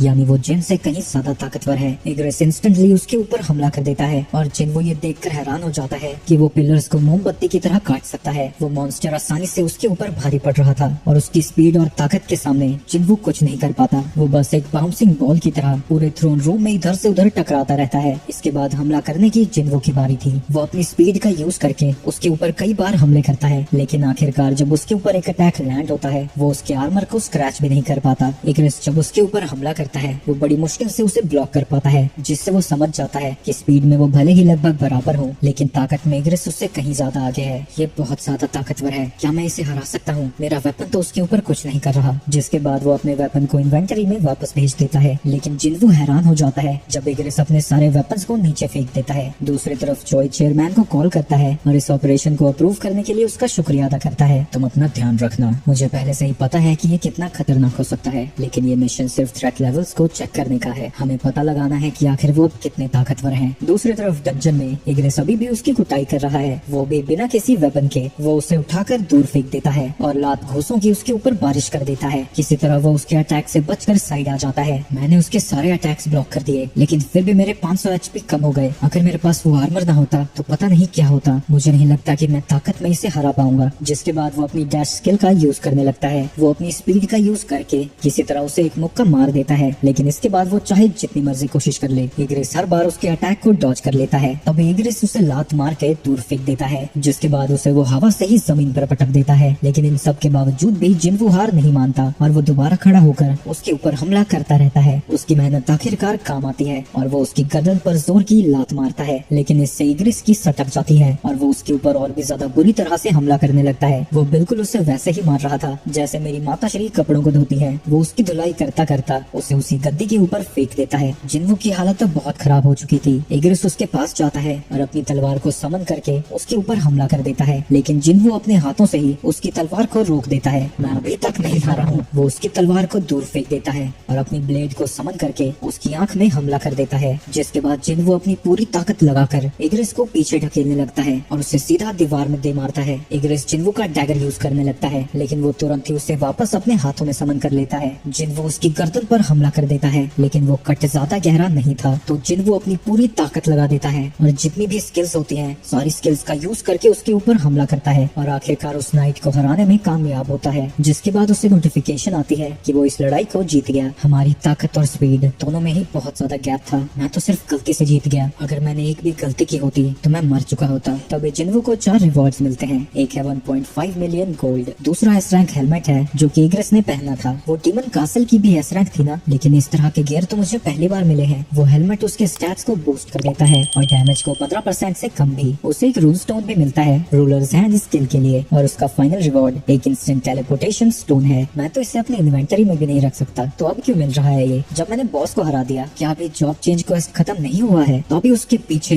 दर्जन भर पोर्टल्स खुल जाते हैं। उसके सामने एक नोटिफिकेशन आती है कि जॉब चेंज क्वेस्ट अब शुरू होता है। अब उसे जितनी देर हो सके उतनी देर सर्वाइव करना है ताकि वो एडवांसमेंट पॉइंट्स को इकट्ठा कर सके। जितने ज्यादा उसके पास पॉइंट्स होंगे उतनी ज्यादा उसे हायर क्लास मिलेगी। उसके सामने नाइट्स आना शुरू हो जाते हैं। दूसरी तरफ मिस्टर चोई की टीम जेजू आइलैंड के लिए हेलीकॉप्टर पर बैठकर निकल जाती है। वहीं डंजन में जिन्वू उन सभी नाइट से लड़ता रहता है, लेकिन क्योंकि पोर्टल से मॉन्स्टर्स आते रहते हैं वो काफी ज्यादा थक जाता है, तो वो अपनी स्टेल्थ स्किल का यूज करता है और एक जगह छुप जाता है। मुझे बस अपने माना को मैनेज करना है और मैं जितनी देर चाहूँ यहाँ पर सर्वाइव कर सकता हूँ। लेकिन उसके सारे प्लान पर पानी फिर जाता है क्योंकि एक मेज उसके स्टेल्थ को तोड़ देता है और अब उसे फिर से उन सभी से लड़ना पड़ता है। लड़ते वक्त एक नाइट उसे बुरी तरह से घायल कर देता है और उसे एक ही लात में मारने के बाद वो सोचने लगता है कि अब उसका यहाँ रहना बहुत ज्यादा खतरनाक है। लेकिन जैसे ही वो टेलीपोर्टेशन स्टोन को यूज करने चाहता है, एक नाइट उसके ऊपर हमला करके उसे नीचे गिरा देता है और सभी नाइट्स उसके ऊपर हमला करने के लिए आगे बढ़ने लगते हैं। जिन्वू उन सभी नाइट से पिटने लगता है और अब उसके पास बाहर जाने का भी कोई ऑप्शन नहीं बचा था। सर्वाइव करने का उसके पास सिर्फ एक ही ऑप्शन है, इन सभी चिमकांटियों को मारना। तो वो फिर से उनकी कुटाई करने लगता है, लेकिन उसकी सिचुएशन कुछ बेहतर नहीं है क्योंकि उसकी थकावट बढ़ती ही जा रही है और अब वो ना ही स्टेल्थ का यूज कर सकता है ना ही मर्डरस इंटेंट का। लेकिन वो हार नहीं मानता और उन सबसे लड़ता जाता है। मैं हमेशा से सबसे कमजोर रहा हूँ, मुझे पता है कि वहाँ कैसा लगता है, पर मैंने तब भी कभी हार नहीं मानी। ये पहले से बिल्कुल भी अलग नहीं है और मैं आज भी हार नहीं मानूंगा। उसकी दिल की धड़कनें बढ़ती जाती है। तभी मॉन्स्टर्स उससे बात करने लगते हैं। वो उससे कहते हैं कि वो वीकेस्ट हंटर है। वो उसका मजाक उड़ाते हैं क्योंकि उसे हर डंजन में जाने के बाद हॉस्पिटल में एडमिट होना पड़ता था। तभी उसके सामने जूही और सॉन्ग आ जाते हैं और वो उससे कहते हैं कि अब उसे आराम की जरूरत है, उसे अब लड़ना नहीं चाहिए। इसके बाद जिन्वू की पुरानी छवि आती है। तुम पहले से बहुत आगे आ गए हो, इतना काफी है। मैं तो तुम्हें पहचान भी नहीं पा रहा। तुम इतने लंबे और हट्टे कट्टे कब हुए? लेकिन ये सारे बदलाव सिर्फ ऊपर से हैं, अंदर से तुम अभी भी वही जिन्वू हो और आज तुम फिर से मरने वाले हो। तुम हमेशा ही एक ई रैंक हंटर रहोगे। तुम एक ड्रीमर हो जिसे इस दुनिया में अपनी जगह के बारे में कभी पता ही नहीं लगा। तब जिन्वू एक नाइट के हमले को डॉच करता है, लेकिन वो ज्यादा देर तक उनसे नहीं बच पाता क्योंकि एक बड़ा सा नाइट पीछे से आकर उसके सर को जमीन में मार देता है। तुम्हारे साथ तो यही होना चाहिए। तुमने ही कहा था ना कि तुम रेडी हो, तुम यही डिजर्व करते हो। क्या मैं सच में नहीं बदला? क्या मैं अब भी वही जिन्वू हूँ? तभी उसके सामने नोटिफिकेशन आती है कि उसने अपनी डेली क्वेस्ट कंप्लीट नहीं की है, तब उसकी पेनल्टी शुरू हो जाएगी। लगता है लक भी एक स्किल है। लगता है वो लोग तुम्हें मरने नहीं देना चाहते। चलो फिर दोबारा मिलते हैं। उस नाइट के हमला करने से पहले ही जिन्वू उस पेनल्टी जोन में पहुंच जाता है। अपने स्टेमिना को रिकवर करने के लिए जिन्वू कुछ पोशंस पीता है, लेकिन जब वो हीलिंग पोशन पीता है उसे नोटिफिकेशन आती है कि वो कुछ ज्यादा ही टूट फूट गया है। अगर वो रिकवर होना चाहता है तो या तो वो नेचुरली हील हो या तो लेवल अप करे। उसी वक्त वहाँ वही वाले सेंटिपीड मॉन्स्टर्स आ जाते हैं और जिन्वू उनसे लड़ने लगता है। जब तक कि मैं मर नहीं जाता, ये दर्द सिर्फ मुझे और ताकतवर बनाएगा। दूसरी तरफ जिन बेगुनाह देखती है कि अभी तक उसका भाई वापस नहीं आया था और उसे लगता है कि शायद उसे कोई लड़की मिल गई होगी। नहीं, ऐसा तो क्या ही होगा, बस वो पेरेंट टीचर मीटिंग पर आ जाए। वहीं पेनल्टी जोन में जिन्हों ने उन सभी मॉन्स्टर्स को हरा दिया है जिनसे वो किसी वक्त पर डरा करता था और लेवल अप करके अपनी सारी हेल्थ को रिकवर भी कर लिया है। पेनल्टी जोन में अब उसके पास 10 मिनट बचे हैं, तो वो शॉप में जाकर नाइट किलर डैगर खरीदता है। इससे वो आर्मर टाइप बीस्ट को 25% ज्यादा डैमेज कर सकता है। इग्रेस से लड़ाई के बाद जो उसे रूलर्स हैंड की स्टोन मिली थी वो उसका यूज करता है। इससे उसे एक्टिव स्किल रूलर्स हैंड मिलता है जो कि बिल्कुल भी माना यूज नहीं करता और इस स्किल का यूज करके वो बिना चीजों को छुए मूव कर सकता है। और उसे याद आता है कि इग्रेस ने इसे अपनी स्वॉर्ड पर यूज किया था। जिन्वो उसे ट्राई करता है पर उसे पता लगता है कि अभी के लिए वो बड़े ऑब्जेक्ट्स को इससे मूव नहीं कर सकता। इसके बाद टाइम खत्म हो जाता है और जिन्वो वापस से डंजन में पहुंच जाता है। दूसरी तरफ वो सभी हंटर्स जेजू आइलैंड के काफी करीब आ गए हैं। पायलट चॉय को बताता है कि पानी के अंदर कई माना के सोर्सेस हैं और जो चीज चॉय देखता है वो देखकर वो हैरान हो जाता है। डंजन में अपने नाइफ किलर डैगर का यूज करके वो आसानी से उन नाइट्स को हरा रहा था, लेकिन उसे बड़ा ही अजीब लग रहा था। मैं तो नाइट्स को मारता जा रहा हूँ, लेकिन फिर भी मुझे ऐसा क्यों नहीं लग रहा। वो मेजेस क्या कर रहे हैं? वो तो मुझ पर हमला भी नहीं कर रहे, बस खड़े हैं। तभी उसे रियलाइज होता है कि वही मेजेस गेट्स को ओपन करके नाइट्स को यहाँ समन कर रहे हैं। ये चीज समझते ही वो जाकर एक मेज पर हमला कर देता है और जैसे ही वो मेज मरता है कई सारे नाइट्स अपने आप ही नीचे गिर जाते हैं और अब उसे बस 5 और मेजेस को मारना था। वो अपने रूलर्स हैंड का यूज करके अपने दूसरे डैगर को भी अपने पास बुला लेता है और अपने नेक्स्ट अटैक से एक और जादूगर को मार देता है और उसके बीच जो भी नाइट्स आते हैं वो उन्हें भी काटता जाता है। इसके बाद वो फिर से अपने रूलर्स हैंड का यूज करता है और एक और मेज को खत्म कर देता है और अब बस 3 मेजेस बचे थे, लेकिन वो अपनी पावर्स को कंबाइन करते हैं और सभी नाइट्स को इकट्ठा करके एक बड़ा सा गोलम बना देते हैं। लेकिन जिन वो उसके ऊपर चढ़ जाता है और थोड़ी देर के लिए वहीं पर उसे बांध देता है। इन कथों ने क्या सोचा था कि एक बड़ा टारगेट मुझे ज्यादा देर तक रोक पाएगा? तुम तीनों गलत थे। एक बड़ा टारगेट नहीं बल्कि बहुत सारे छोटे टारगेट्स मेरा रास्ता रोक सकते थे। और जिन्वो सभी मेजेस को हराने में कामयाब होता है, पर वो गोलम अभी भी जिंदा था। लेकिन अब जिन्वो की ताकत इतनी ज्यादा बढ़ चुकी है कि वो अपनी स्ट्रेंथ का ही यूज करके उस गोलम को डिस्ट्रॉय कर देता है। इससे वो सभी मॉन्स्टर्स हार जाते हैं और उसके सामने एक नोटिफिकेशन आती है कि उसने जॉब चेंज क्वेस्ट को पूरा कर लिया है और वो अब एक एडवांस क्लास चुन सकता है। लेकिन जिन्वो को चूज करने का ऑप्शन नहीं मिलता। उसके सामने नोटिफिकेशन पे नोटिफिकेशन आती रहती है जहाँ पे लिखा था कि जहाँ भी प्लेयर जाएगा उसके पीछे एंजल ऑफ डेथ आएगी। चाहे वो कोई भी रास्ता चुने, उसका रास्ता लाशों और खून से भरा होगा। प्लेयर को बहुत ज्यादा पावर चाहिए और वो उसे हासिल भी करता है, वो भी बिना किसी की मदद के। शैडो आर्मी उसे फॉलो करेगी और उसे पता चलता है कि उसकी क्लास नेक्रोमैंसी है। नेक्रोमैंसर एक ऐसी क्लास है जो कि मरे हुए लोगों को अपने सर्वेंट्स की तरह यूज करते हैं। मैं तो एक असासिन हूँ, अगर मैं नेक्रोमैंसर बन गया तो मेरी सारी स्किल्स और ताकत वेस्ट हो जाएगी। तो वो इस क्लास को डिक्लाइन कर देता है। लेकिन तभी उसे बताया जाता है कि नेक्रोमैंसर एक हिडन क्लास है और सिस्टम फिर से उससे पूछता है कि क्या अब भी वो उसे डिक्लाइन करना चाहता है। जिन्वो अब सोचने लगता है अगर ये कोई हिडन क्लास है तो क्या इसका मतलब मुझे कोई स्पेशल पावर मिलेगी? काश मेरे पास किसी नेक्रोमैंसर का एग्जांपल होता। एक सेकंड, ये मेजिस ने जो ये समन किया था नेक्रोमैंसी तो उसी की तरह है ना? ये कोइंसिडेंस तो नहीं हो सकता। क्या अभी तक जो भी हुआ सिस्टम ने प्लान किया था? जो भी हो, ये इंटरेस्टिंग तो है। मेजिस स्ट्रॉन्ग नहीं होते पर मैं तो हूँ और कहीं भी रूल्स में नहीं लिखा कि मेजिस खुद सामने से जाकर नहीं लड़ सकते। अगर क्लास स्टैट्स की तरह है तो जब मैं लेवल अप होऊंगा तो वो भी लेवल अप होंगे और मेरी शैडो आर्मी भी और ज्यादा ताकतवर हो जाएगी। जिन्वो एक्साइटेड हो जाता है कि अब सोलो लेवलिंग सोलो नहीं बचेगी और वो इस क्लास को एक्सेप्ट कर लेता है। तभी वो चारों तरफ से किसी डार्क पावर से घिरने लगता है और उसकी परफॉर्मेंस की बेस पर सिस्टम उसे बोनस पॉइंट्स देने लगता है। क्योंकि वो सर्वाइवल टाइम से भी ज्यादा देर तक रुका रहा तो इसकी एडवांसमेंट पॉइंट्स क्लास थ्रेशोल्ड से ज्यादा होती हैं। जिन्वो की पावर बढ़ती जाती है और वो ये देखकर हैरान हो जाता है कि वो नेक्रोमैंसर से शैडो मोनार्क तक पहुंच भी गया। उसे यूनिक क्लास स्किल्स भी मिली है और 10 एबिलिटी पॉइंट्स भी। क्या क्वेस्ट कंप्लीट हो गया? लेकिन तभी उससे लोगों की आवाज सुनाई देने लगती है जो कि उन लोगों से आ रही थी जो कि दर्द में थे। जिन्वो को अब उन मॉन्स्टर्स में शैडो जैसी चीज दिखाई दे रही थी और वो अपनी स्किल शैडो एक्सट्रैक्शन उनके ऊपर यूज कर सकता है। उसे पहले एक कमांड वर्ड चूज करना होगा तो वो अराइज चूज करता है। जैसे ही जिन्वो ये कहता है उसके शैडो आर्मी के पहले मेंबर्स उसके सामने आते हैं। शैडो एक्सट्रैक्शन के साथ साथ उसके पास शैडो स्टोरेज नाम की स्किल भी है। शैडो एक्सट्रैक्शन से वो अपने माना का यूज करके शैडो सोल्जर बना सकता है और शैडो स्टोरेज से वो अपने सोल्जर्स को स्टोर कर सकता है और जब चाहे समन कर सकता है। उसे बस इस चीज का ध्यान रखना है कि एक्सट्रैक्शन फेल भी हो सकती है उसके टारगेट की स्ट्रेंथ और मौत से बीते हुए समय के बेस पर। जिन्वो देखता है कि उसने नाइट्स और मेजेस दोनों को ही समन कर लिया है और उनके रैंक्स भी अलग हैं। एक सेकंड, क्या मैं एस रैंक शैडोज को एक्सट्रैक्ट कर सकता हूँ? और क्या शैडो बनने पर वो उतने ही ताकतवर होंगे? जिन्वो इग्रेस के पास जाता है और उसे पता लगता है कि एक्सट्रैक्शन पॉसिबल है। इग्रेस को रखने के लिए वो 11 सोल्जर्स की एक्सट्रैक्शन को कैंसिल कर देता है क्योंकि शैडो स्टोरेज में अभी लिमिट है। वो इग्रेस के सामने अराइज कहता है। उसकी बॉडी से बहुत ज्यादा एनर्जी बाहर आने लगती है जो कि जिन्वो को भी धक्का दे रही थी। लेकिन थोड़ी देर में ही एक मैसेज आता है कि एक्सट्रैक्शन फेल हो गई है। अब जिन्वो के पास सिर्फ 2 और ट्राई बचे हैं, लेकिन उसका दूसरा अटेम्प्ट भी फेल हो जाता है। वहीं हंटर एसोसिएशन टावर में गोटो वो से कह रहा था, हंटर्स अपनी पावर्स को नहीं बढ़ा सकते जब तक कि वो रीअवेकन ना हो, इसलिए वो अपनी कॉम्बैट स्किल्स को ट्रेन करते हैं और भरोसेमंद साथियों को इकट्ठा करते हैं। डंजन में जिन्वो इग्रेस से बात कर रहा था, तुम क्या यहाँ पर अपने किंग का इंतजार कर रहे हो? क्या तुम्हें यकीन है कि वो वापस आएगा? इग्रेस, तुम एक वॉरियर हो, तुम्हारी तलवार दुश्मनों की गर्दनें काटने के लिए है। तुम कब तक एक खाली थ्रोन की रक्षा करते रहोगे? अगर तुम अपनी तलवार को किसी को डेडिकेट ही करना चाहते हो तो मुझे सर्व करो। अराइज।